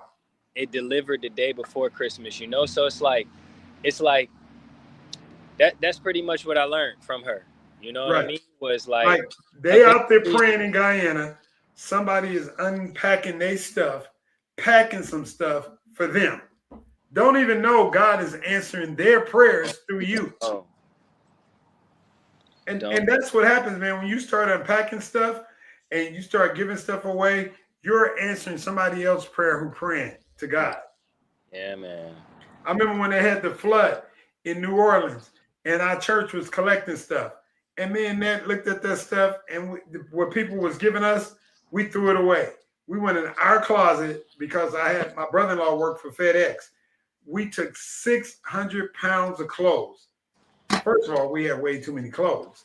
So we took 600 pounds of clothes, sent them to New Orleans, and my friend, who's a pastor now in Sacramento, he said that stuff was a blessing to every single body, and not one thing they received was raggedy or old.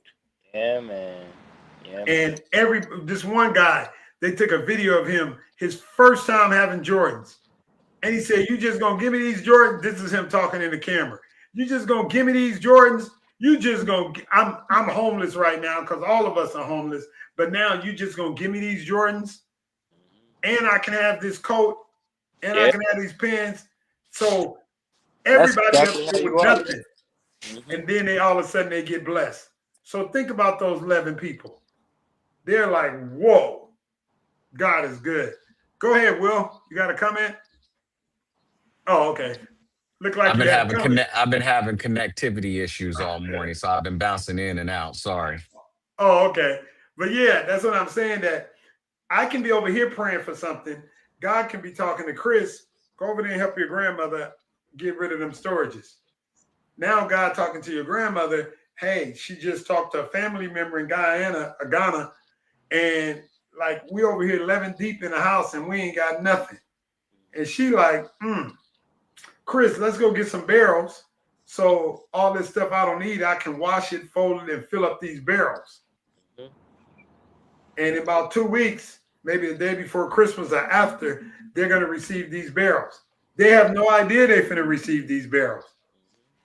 All they did was pray. Yep. And because they prayed, God spoke to you and your granny, and y'all packed up some stuff. And all that stuff that she was saving was for those people. Yep. Her So when family. you start packing stuff, you're going to be a blessing to somebody else. Yeah, man. Yeah, man. Yeah, man. Yeah, man. When you start accepting help, you're going to be a blessing to those basketball kids. That part. That part. So, hey, the Bible said don't despise the small things. Because in the small things, big things happen. Yeah. And you know, the fella that I was doing the camp with, you know, I had a feeling for a pretty long time. You know, it's not like business has been just the best. You know, it has been like shaky every time that I'm like working with him. So it's like for that to happen, I feel like it was also a redirection. You know, it was a redirection where it was just like maybe this is not the person that you should be working with. You worked for him for the time being. You know what I mean? You learned a lot from him. You gathered a lot, but now it's time for you to start settling in on your own. And I seen a lot of the parents even like going from, you know, he was the one that was starting the training, and I just came around and helped, you know, and then it became me actually being the only person in the gym, you know what I mean, with the kids.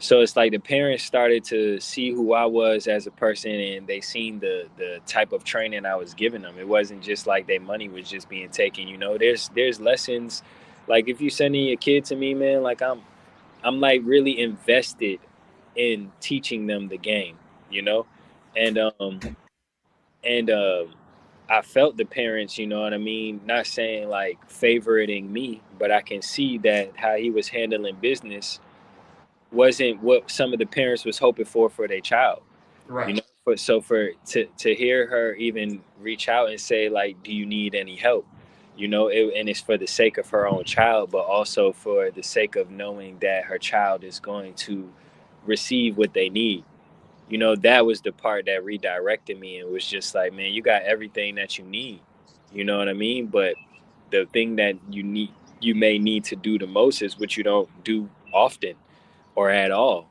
you know, and that's just ask for help, you know. Right.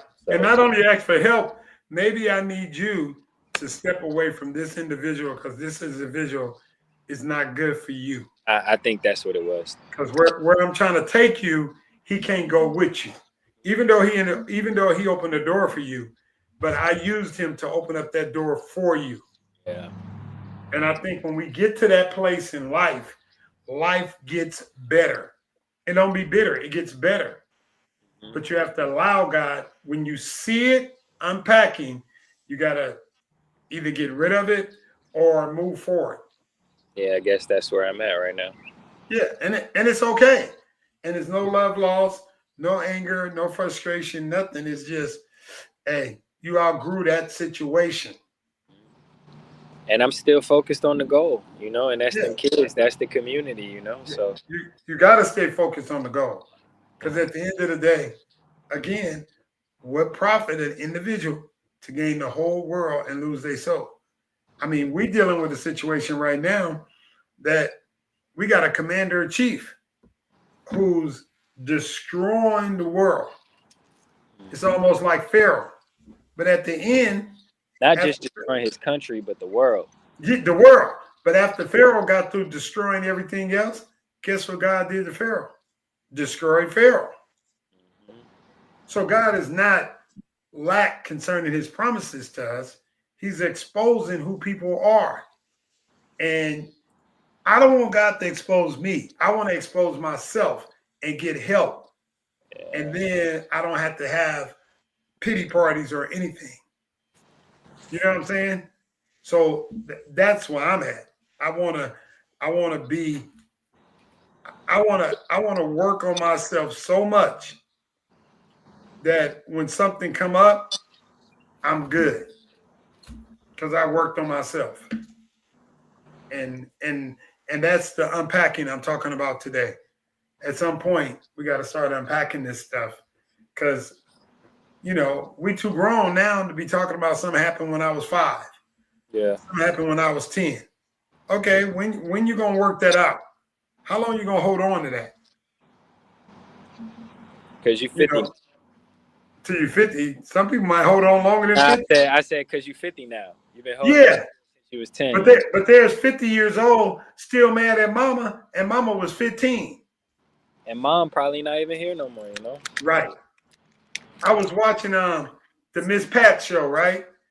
And even though to me that's the most dysfunctional show in the whole wide world, but anyway, I was watching it, and her daughter got into it, and she said, "I've been a mama since I was 13." Sheesh. What? You didn't even know who you was at 13. Yeah. You didn't have a clue at 13. So that means you just had your menstruation and then somebody got you pregnant. And while you was 11 and 12 years old, you're carrying a baby. Your hormones you just found out you can have a menstruation. Now your hormones is off the hook and you have a baby. Mhm. And then at 15, you have another baby. At what point when do you get to enjoy childhood? You become a mother and don't even know how to be a kid. Yeah, you didn't. Yeah. Never was able to be a kid. You just Go ahead, Will. a mother. I think you just touched on a good point. Is that you said there's people out here that are 50, you still mad at your mom for things that your mom did. At and I think we kind of talked about this in the previous week. Is like at some point as men, you got to take responsibility for that. You get what I'm saying, Right, and you can't because you can't go through life blaming right, if that makes sense because blaming's not allowing you to unpack anything. It's only allowing you to dwell, which dwell typically creates resentment or whatever grudges, whatever you want to refer to it as. So I think that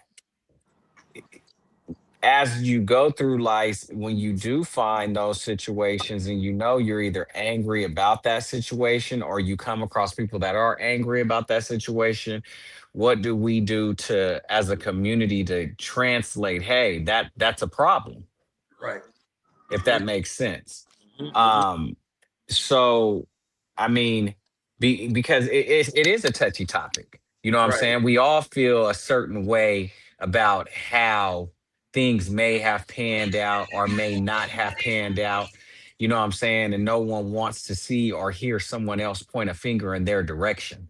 right, But I do feel like sometimes self-reflection is the hardest to digest. Mhm. That's just the Sometimes. reality. Woo. What'd you say? Oh I yeah, said, it's most of the time. yeah. Yeah, So it's so so why That's the would you key. say that? Why would it be so hard? That's the key to becoming a man. That's the key to becoming a quote unquote man.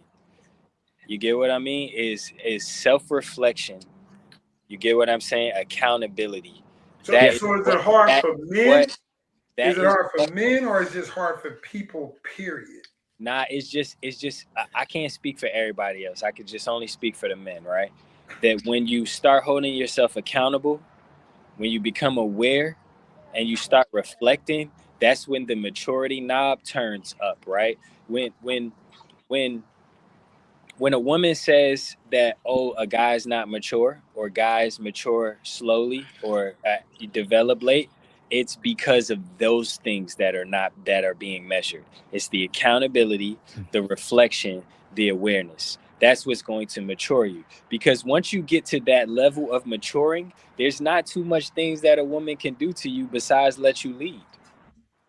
You see, a lot of women don't surrender to men, or don't not even surrender, because you're not supposed to surrender. You get what I mean? What you're supposed to do is, you when you allow a man to lead, a lot of times a woman doesn't know how or won't allow a man to lead because those characteristics are flawed, don't hold themselves accountable. You get what I mean? Not reflective, not aware of the situation. You know, you cooking grease, you cooking some fried chicken. You got the baby on the counter, and the woman and your wife come in there, and she like, "What are you doing? Like this is a fire hazard." And you looking at her like, "Man, let me do this the right way." You get what I'm saying? Is that's when she's going to challenge your maturity. She's going to say, "Well, did you think this through? And if I'm talking to you right now, do you understand where I'm coming from? Can you hold yourself accountable for having my baby on this counter?" You get what I mean? It's those types of things. And I'm just throwing out an example. But once you get those things in order as a man, your maturity level and who you are, you should start thriving. You become like like I feel like that's what like immortal is. You know what I mean? Is when you can feel that way within your mind, body, and spirit. When you feel that way, you know, like you reflect all the time. You hold yourself accountable. You know what I mean? You're aware. Like all of those things is just gonna make you a better person. That's just me. Hey, go ahead, Will. I agree 100%. I think what you just described is a crossroad. Hmm. You got to and at some point when you hit that crossroad, you have to um, start making quality decisions. I mean, and I use the example that I used earlier. Like, I know there are certain things that I can't do or be involved in, if that makes sense. So when I come to those crossroads, I got two choices. I can either be involved or say, hey, you know what? I'm not willing to give up all of the years that I've done X, Y, and Z for Right. this one moment. Um, so I think that's what it really boils down to.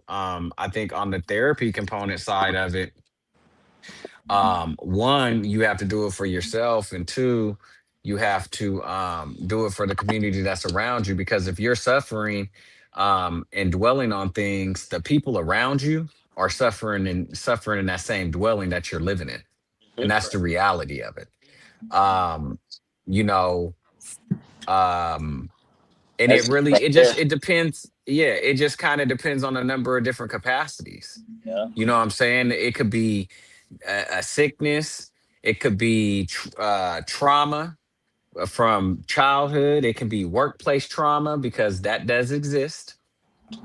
It could be community trauma, whatever, But I think when you're in those situations, and I was talking earlier about the different tools, um, I could say this, and I could say this consciously. I've been in situations where I've had to have intimate conversations with people that may not look like me and you, right? Okay. And they sometimes get in spaces where they're like, "Well, we're the same." And I actually just had this conversation with my therapist probably about 2 weeks ago. We're the same, and consciously in my mind, I'm like, "There's a lot of similarities, but we're not the same." We're not the same. We're not built the same. We're not equal to each other or anything. And I was telling my therapist, I said, there's no one of non color that can have a conscious conversation with me and say, I understand the situation that you're in. Right. No, because you will never understand what it is to be the only Black person in the room, the only Black male in the room. You get what I'm saying? Or one of two graduating in the whole class. So Wow. we're not the same. But I can say that I can't consciously say that I know how it feels to be you, a person of non-color, but what I can say is that I can see the benefits, Okay.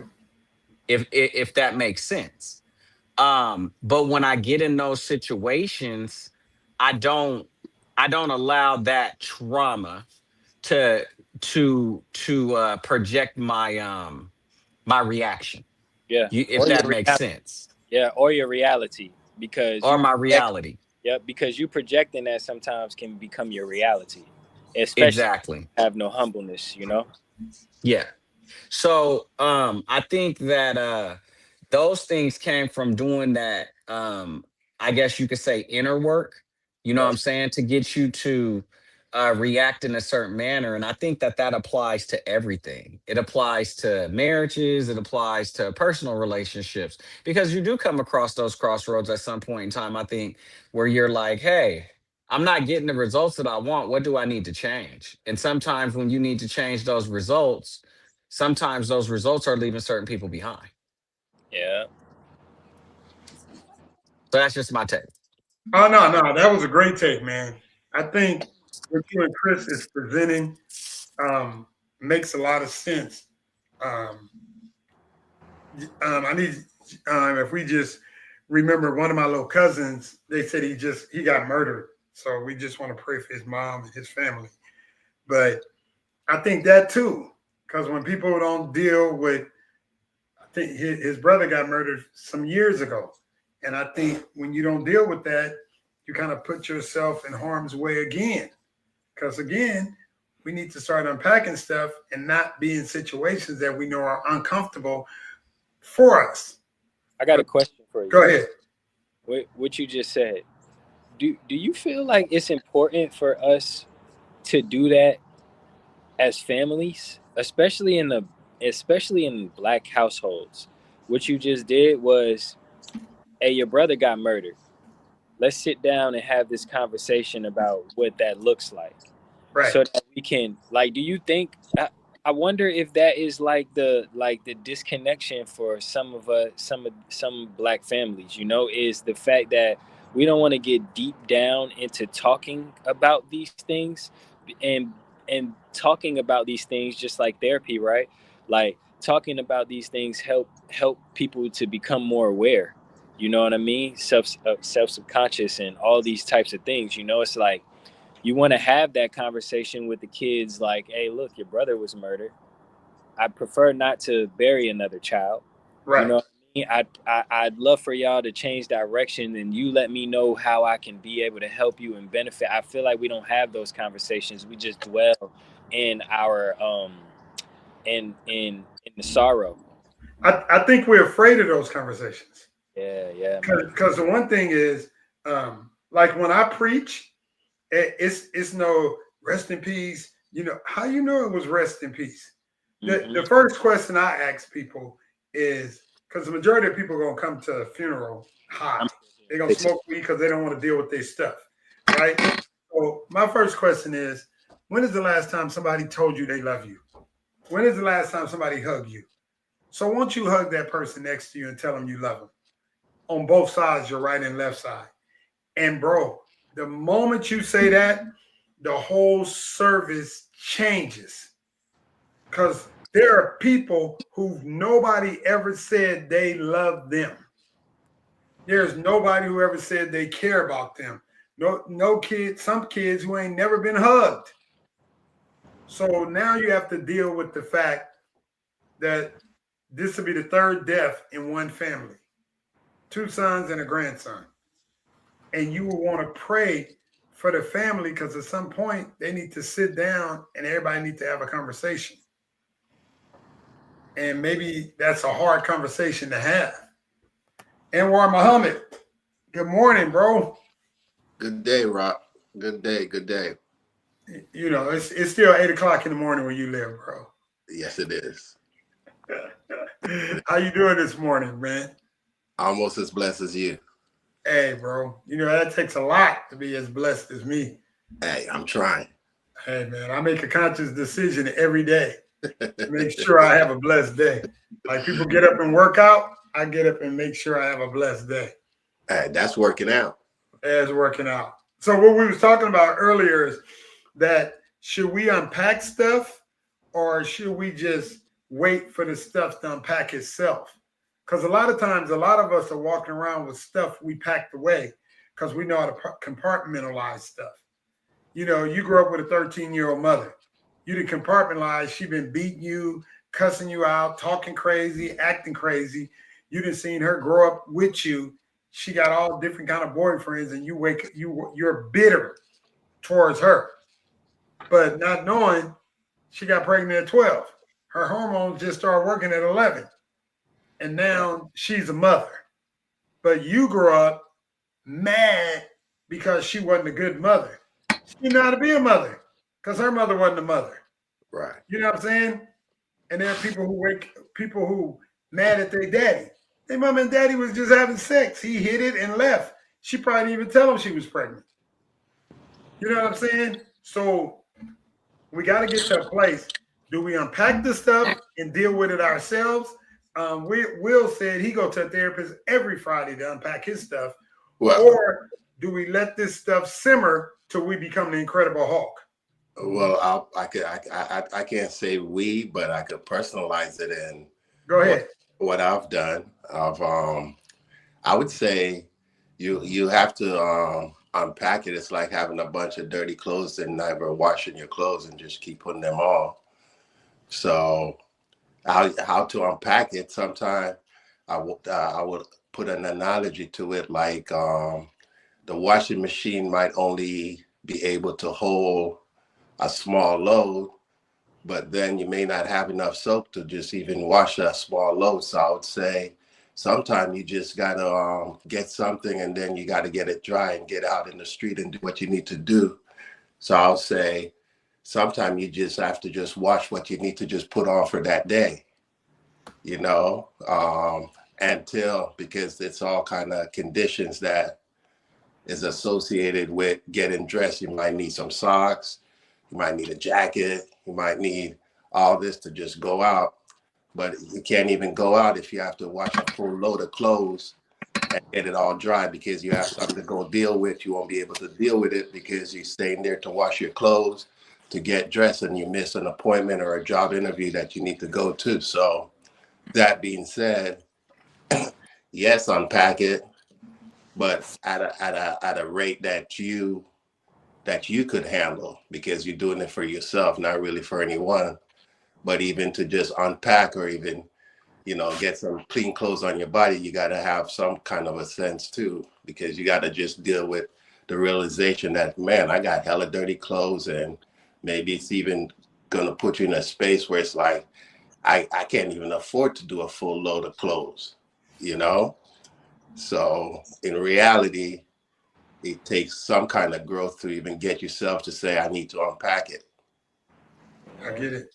And so. so, from a therapeutic standpoint, how do you do it from that part?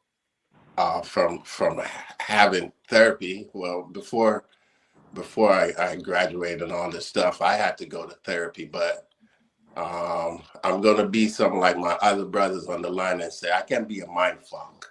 I kind of like playing with the head. I play, presentation. If somebody see me like this, what they say, are they gonna say, "Oh, you speak well, but you look this way," or this kind of things.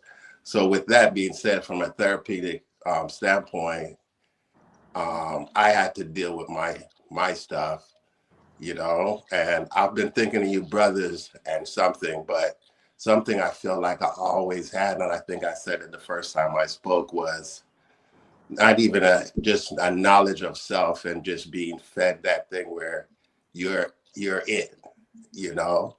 There's nothing that I couldn't do. So even with certain things, I was just still given that kind of a starting point, and I feel like that's some of the most important thing that you could even have, is saying, knowing that you're valued and you're it, even if a mom, and I didn't have a mother, but I had a great grandmother, Okay.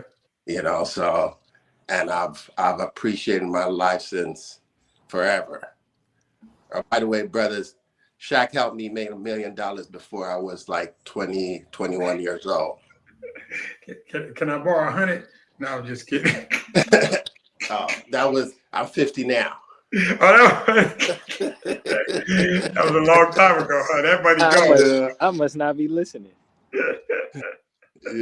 At a very young age, and but even in that, I didn't value money, or I didn't know what that. It just came and it went, and I see it, I learned, and it was an experience. So even from therapy, I could just hit myself. Oh, I had this kind of money and I messed it up.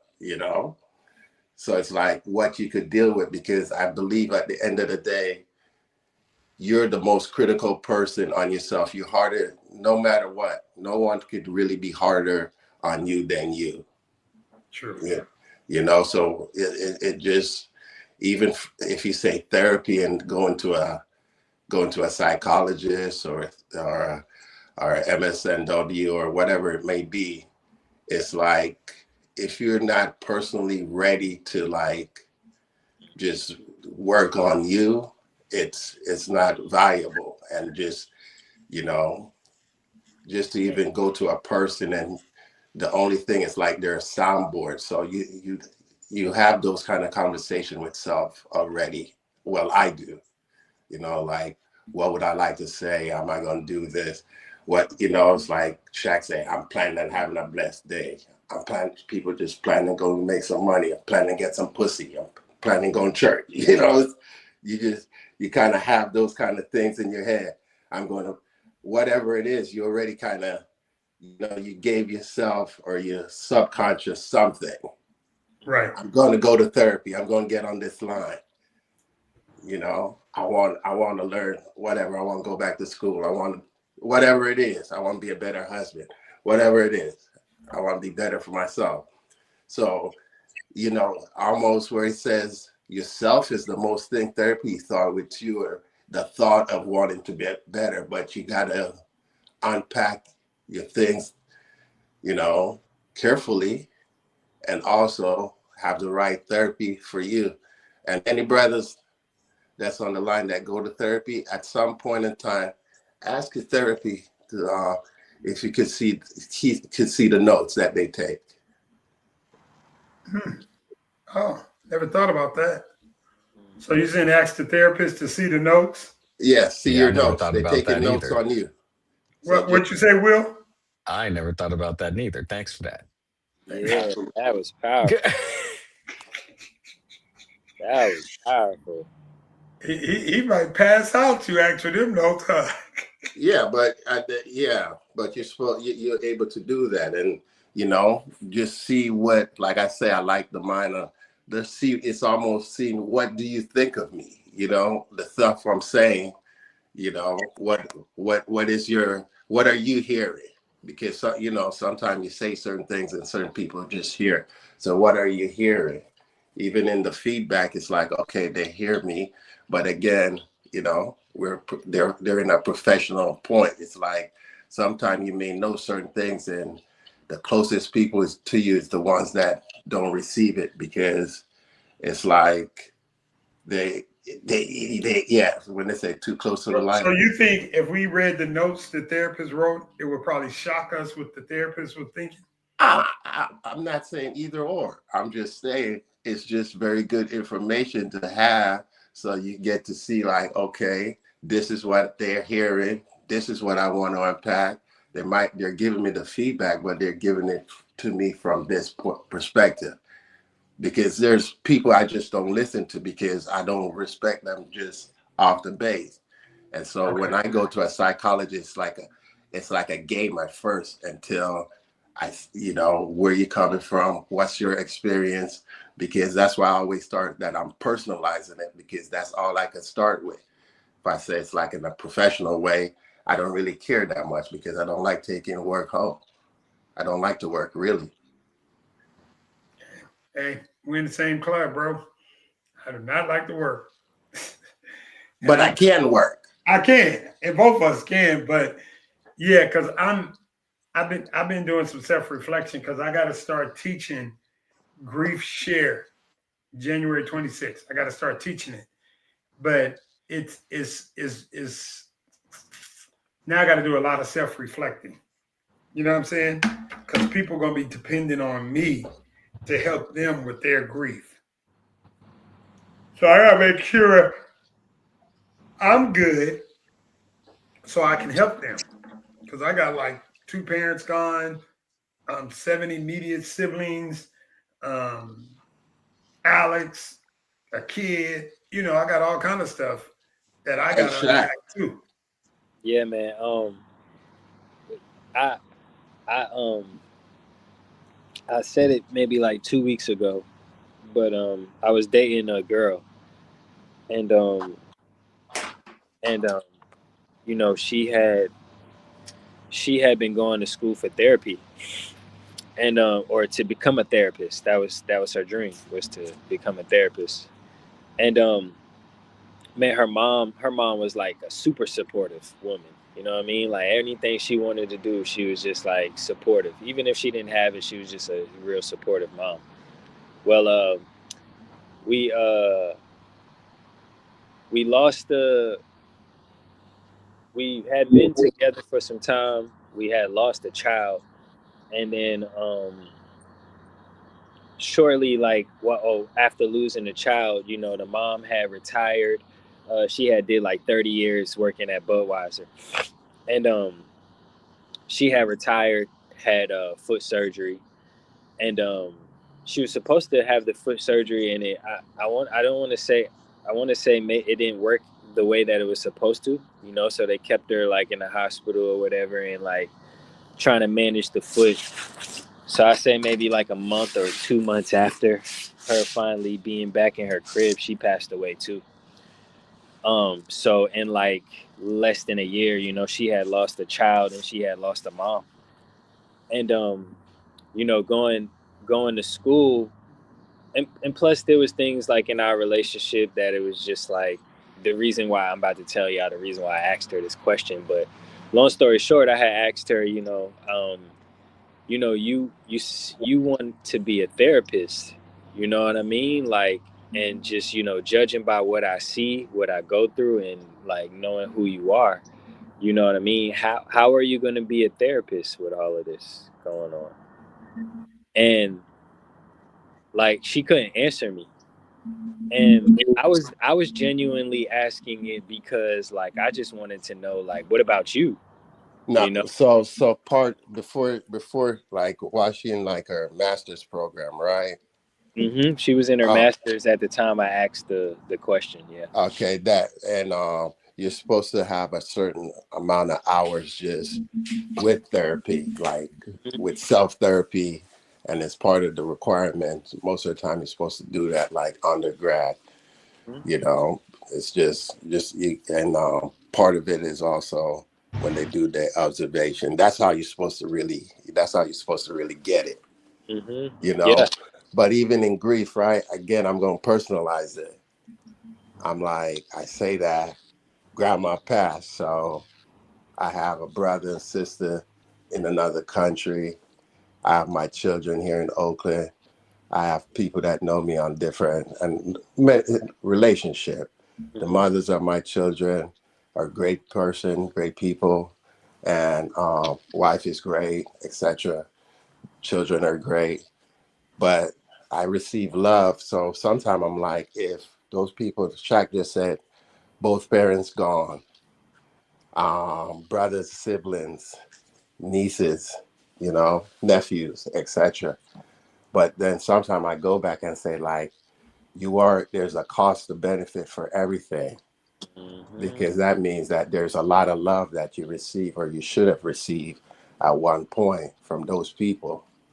So you're going to have to hurt at another point, and that's missing, and that's all right too. But if the cost was worth it, it's or the benefit was worth it.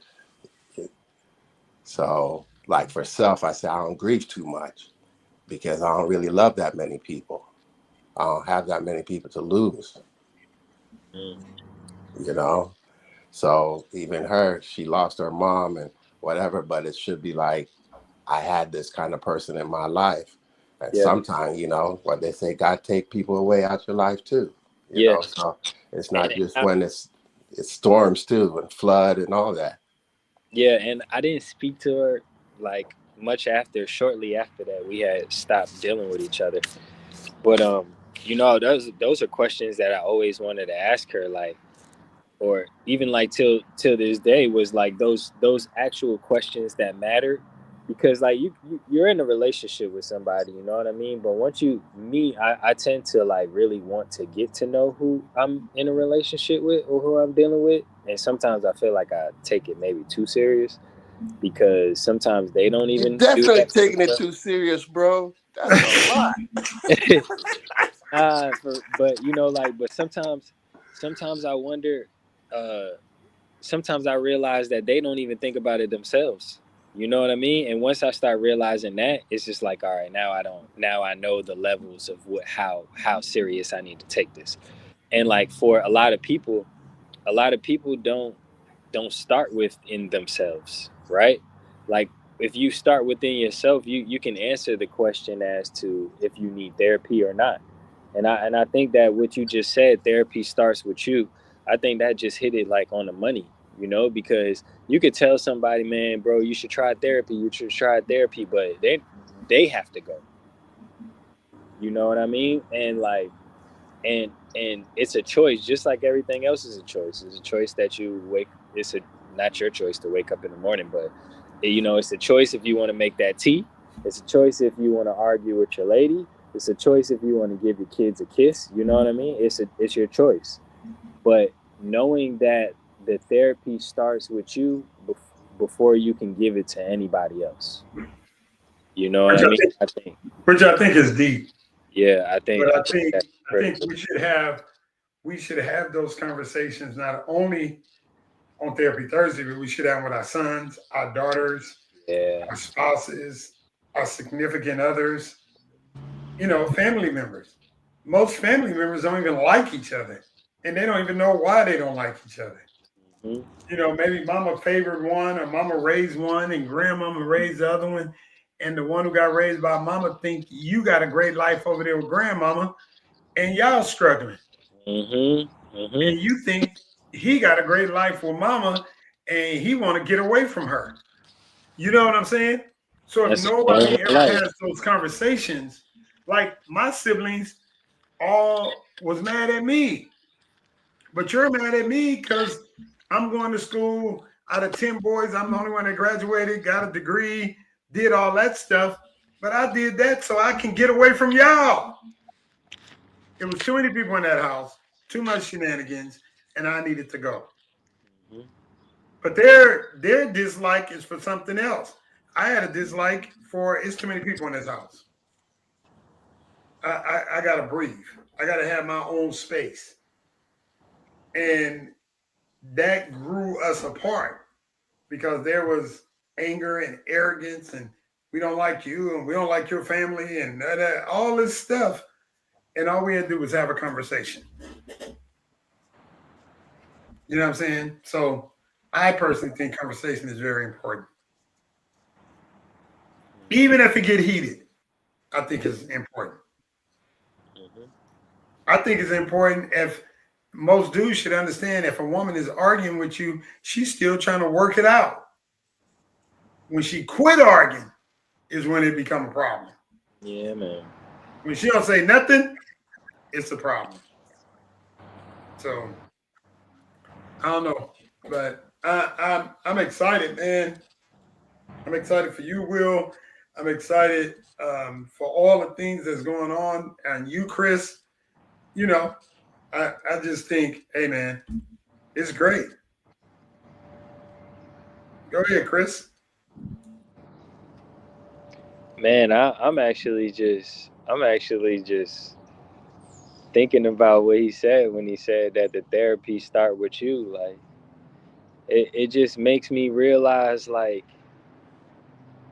majority of the world don't do self reflecting. But I'm Like saying, what if? But they don't know. What you don't know, what you they don't don't know. know. But that's like it was getting me is that it's so easy, but it's so hard, right? It's just like just calming down to think about not only yourself and others is like one of the most simplest forms to do as a human being. But because we are affected by so many different things, we can't even do that. But again, I'm saying if you don't know what you don't know, then it's hard to be reflective. And I guarantee you now that since Will been going to therapy, he reflects differently than he did before he started going. His reflections are different. After Alex died and we started doing therapy, my reflections are different. And I had heck of people die way before him. You know what I'm saying? But And now my reflection is different. I feel like I've had so much isolation that I was kind of born into accountability, into reflecting, into self-awareness, because at some point, I was raised by like all women, and like all these women were different. And then I had a little sister, and it was like, oh, as a child I realized like really early on, like, man, if these people don't hold themselves accountable, we're gonna be without some things. You know what I mean? But then I also was like, well, as a child, maybe I wasn't supposed to be doing this, but I was always not thinking that it was my fault, but how do I contribute it to it, and how do I not contribute to it? If my grandma is saying that I need to meet her at the train station at 5 o'clock, because she needs to be at her job at a certain time, it's just like that's my duty. My duty is that I should be there at 5 o'clock. You Well, know well, what I the mean? other part is you can look at most people would say if you was raised by all those women, you'll be more sensitive to stuff, Yeah. or you acting like a woman without a And man. and truthfully, that's just natural. That's just how they what they say, like, who you were who your parents are versus who you were raised. Yeah, They can all sit in the same room now. You get what I mean? Like just because you were born somewhere don't mean that you from there. I You get know? it. And if those situations, if those two people, the parents and the auntie and the uncle, they all sat in the room, they would have respect for each other. You get what I'm saying? But it doesn't like work that way. Not And at all. and it's simply because It can almost be people a don't. part where you get teased just for being raised with them. Yeah, you can. And I think I think in all of those things, those are humiliating. That's humiliating, right? But then Okay. there's another part of the humiliation, and that's like accepting the fact that these things are happening to me because they might actually be for me anyway, right?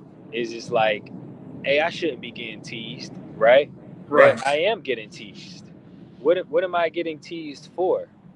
You know what I mean? And then finding out the reasons why you feel like those people even view you that way. Okay. And then some kids, the ones that you got, those quiet kids, Right. where like they get bullied all of the time, but you know how much self-reflecting that they got to do? You know how much isolation that they have to know that every single time they getting bullied, they're not paying it no mind? Is because they know that deep down inside that they not who they be. They're not what that bully thinks of them. Okay. And I So they, think, but they understand that. huh? I said they understand that. They Yeah. had to learn to understand that. I think he clicked off. Chris, you still there? I think his phone clicked off. But yeah, there's a part in life where you get bullied, where you get all that, and then me personally, after self-reflection, then it became a time of growth. And the growth was because I decided who I was and I was going to be the best me that I can be.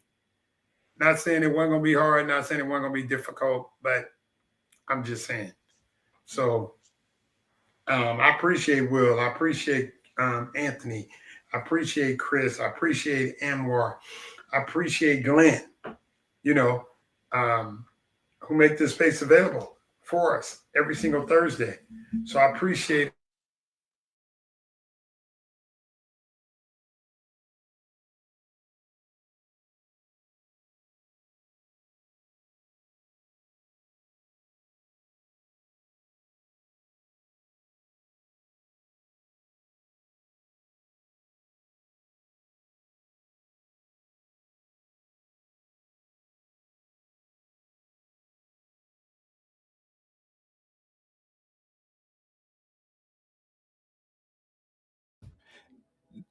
Definitely appreciate you too, P Shack. Thank you.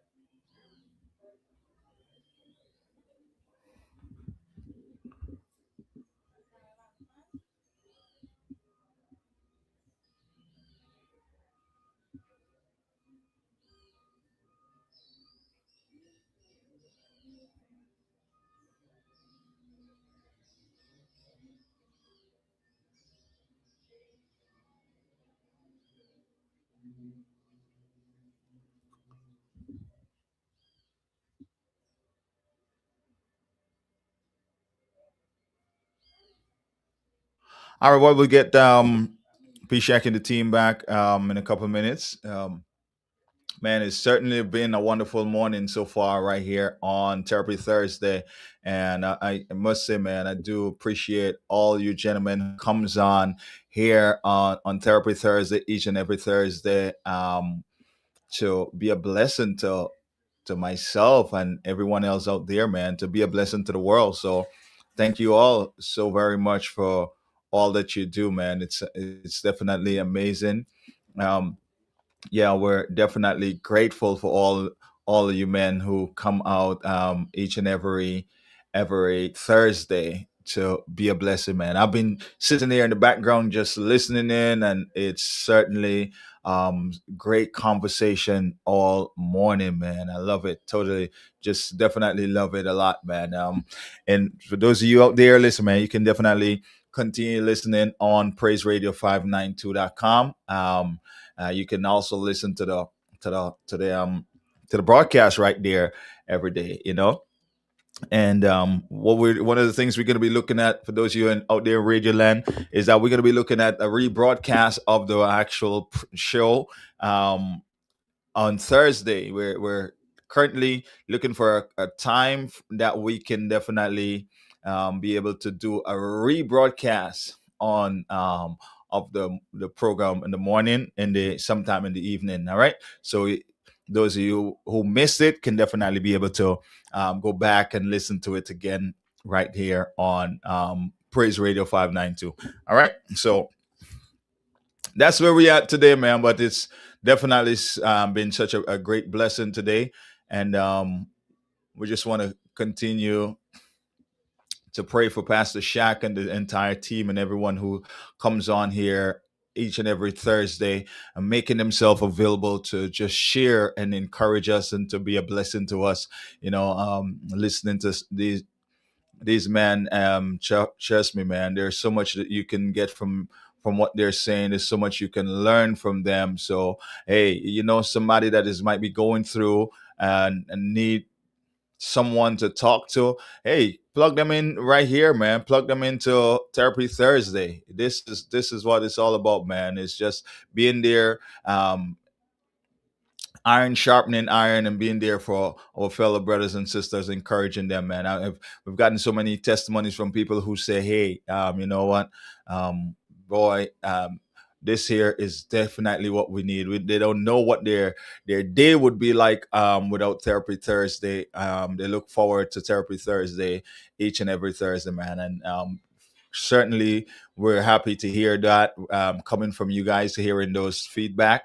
And so we're looking forward to being here even more and being a blessing to each and every one of you out there. All right. So, ladies and gentlemen, hey, I'm not sure. Pastor Shaq and some of the folks got cut off. They got. Let me see if they're back on. But we're gonna definitely get some music going, and we're gonna have a wonderful time here today, man. It's a beautiful and awesome day today, and we're just grateful and thankful to God for all that he has done and for all that he is doing even now in our life. All right. Oh Lord, I'm calling. Can you hear my cry? I'm reaching for your love beneath this heavy sky. In the shadow of my pain, I bow my head to pray, begging for your mercy to take this guilt away. Mercy over judgment. It's time to confuse your enemies with a praise. Praise Radio 592. Broken and I'm longing to be free. I'm not the man I used to be, so I'm asking, Lord, for mercy over me. You're listening to Praise Radio 592. It's your word, worship, and praise station. Feel so loud, I wear regret like chains. I'm lost within the crowd, but I know your grace can heal a soul like mine. Turn the darkest night into a light that shines. I'm guilty of mistakes, I can't erase the past, but your mercy is the only thing that lasts. So I lift my hands and fall to my knees. Father, won't you grant me peace? Mercy over judgment, Lord, hear my plea. I'm broken and I'm longing to be free. I'm not the man I used to be, so I'm asking, Lord, for mercy over me. I've stumbled, I've fallen, I've walked a crooked line, but deep in my heart, I've seen your holy sign. Chains on my wrist, but I'm lifting my soul, begging for your love to make me whole. I'm just a man who's made a share of wrongs, but I sing redemption somewhere I belong. Judgment's a weight, but mercy is light. Lord, I need your grace to make it right. Mercy over judgment, Lord, hear my plea. I'm broken and I'm longing to be free. I'm not the man I used to be, so I'm asking, Lord, for mercy over me.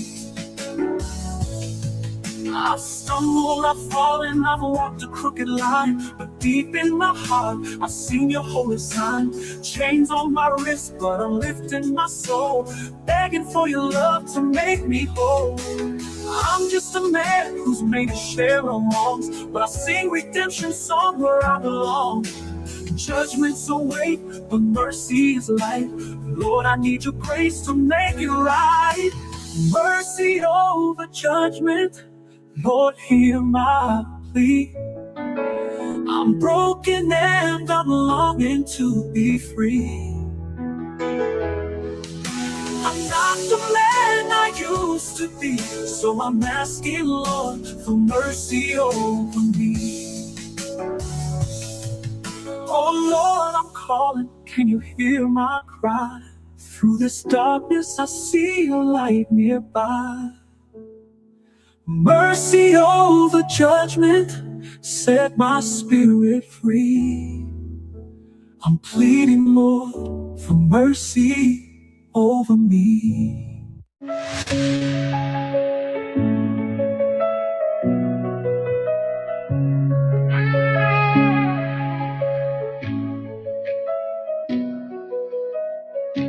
Chains of doubt held me tight in the shadow of the night. I was running, I was lost, paying pain's relentless cost. But your love came rushing in, breaking walls I built within. You whispered softly, child, believe. And in that moment I could breathe. Oh, when the darkness was my closest friend, you pulled me back to life again.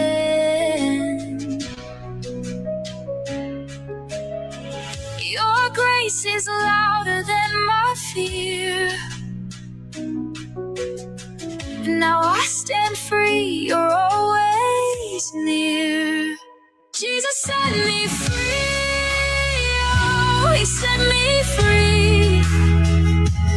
Took these chains off my soul, gave me the key.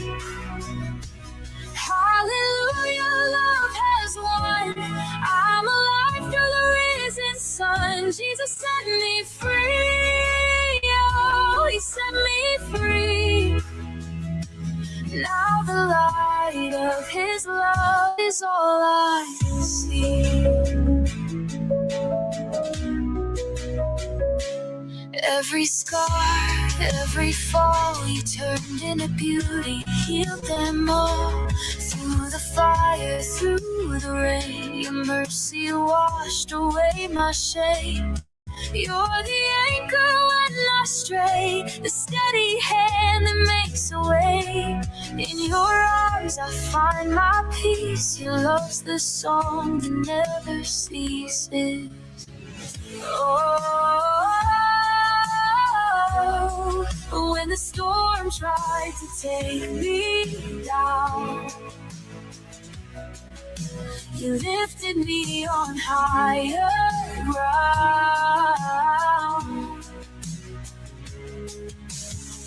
Your grace is stronger than my chains, and now I'll never be the same.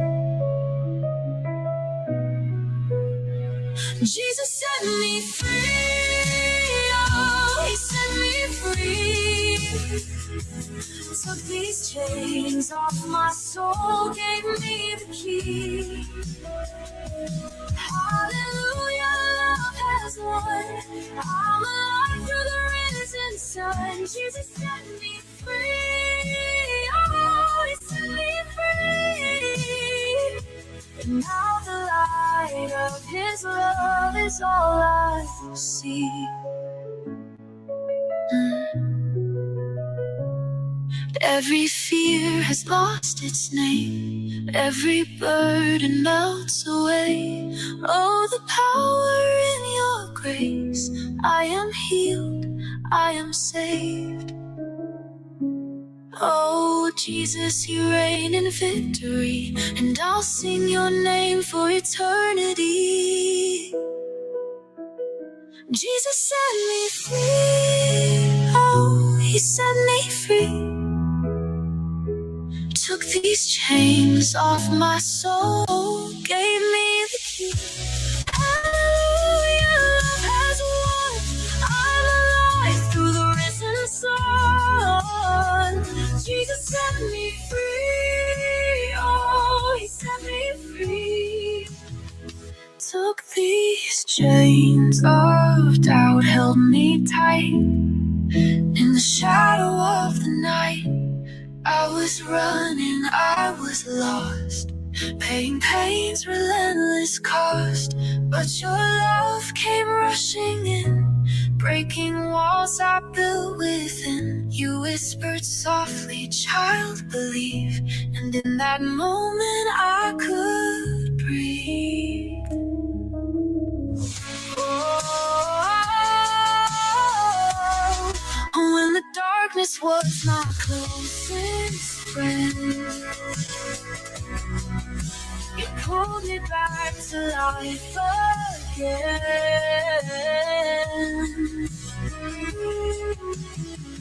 Your grace is louder than my fear.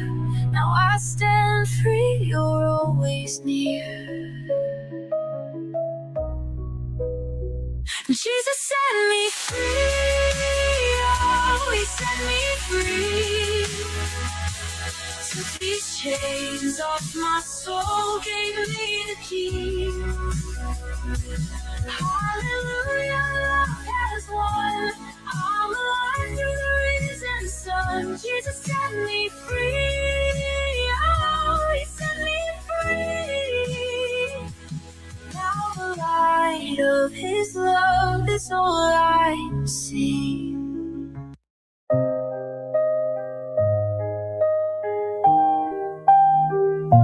Thank you, Lord, for the morning light, for bringing me through another night. The past was heavy, but you held me tight. now I see the dawn. Everything feels right. You saved my soul when I was lost, paid my debt, you took the cost. Through every storm, you stayed so near. Now I'm stepping into a brand new year. Oh, your love, it's a melody, singing over me, setting me free. Every heartbeat, it's your grace I feel.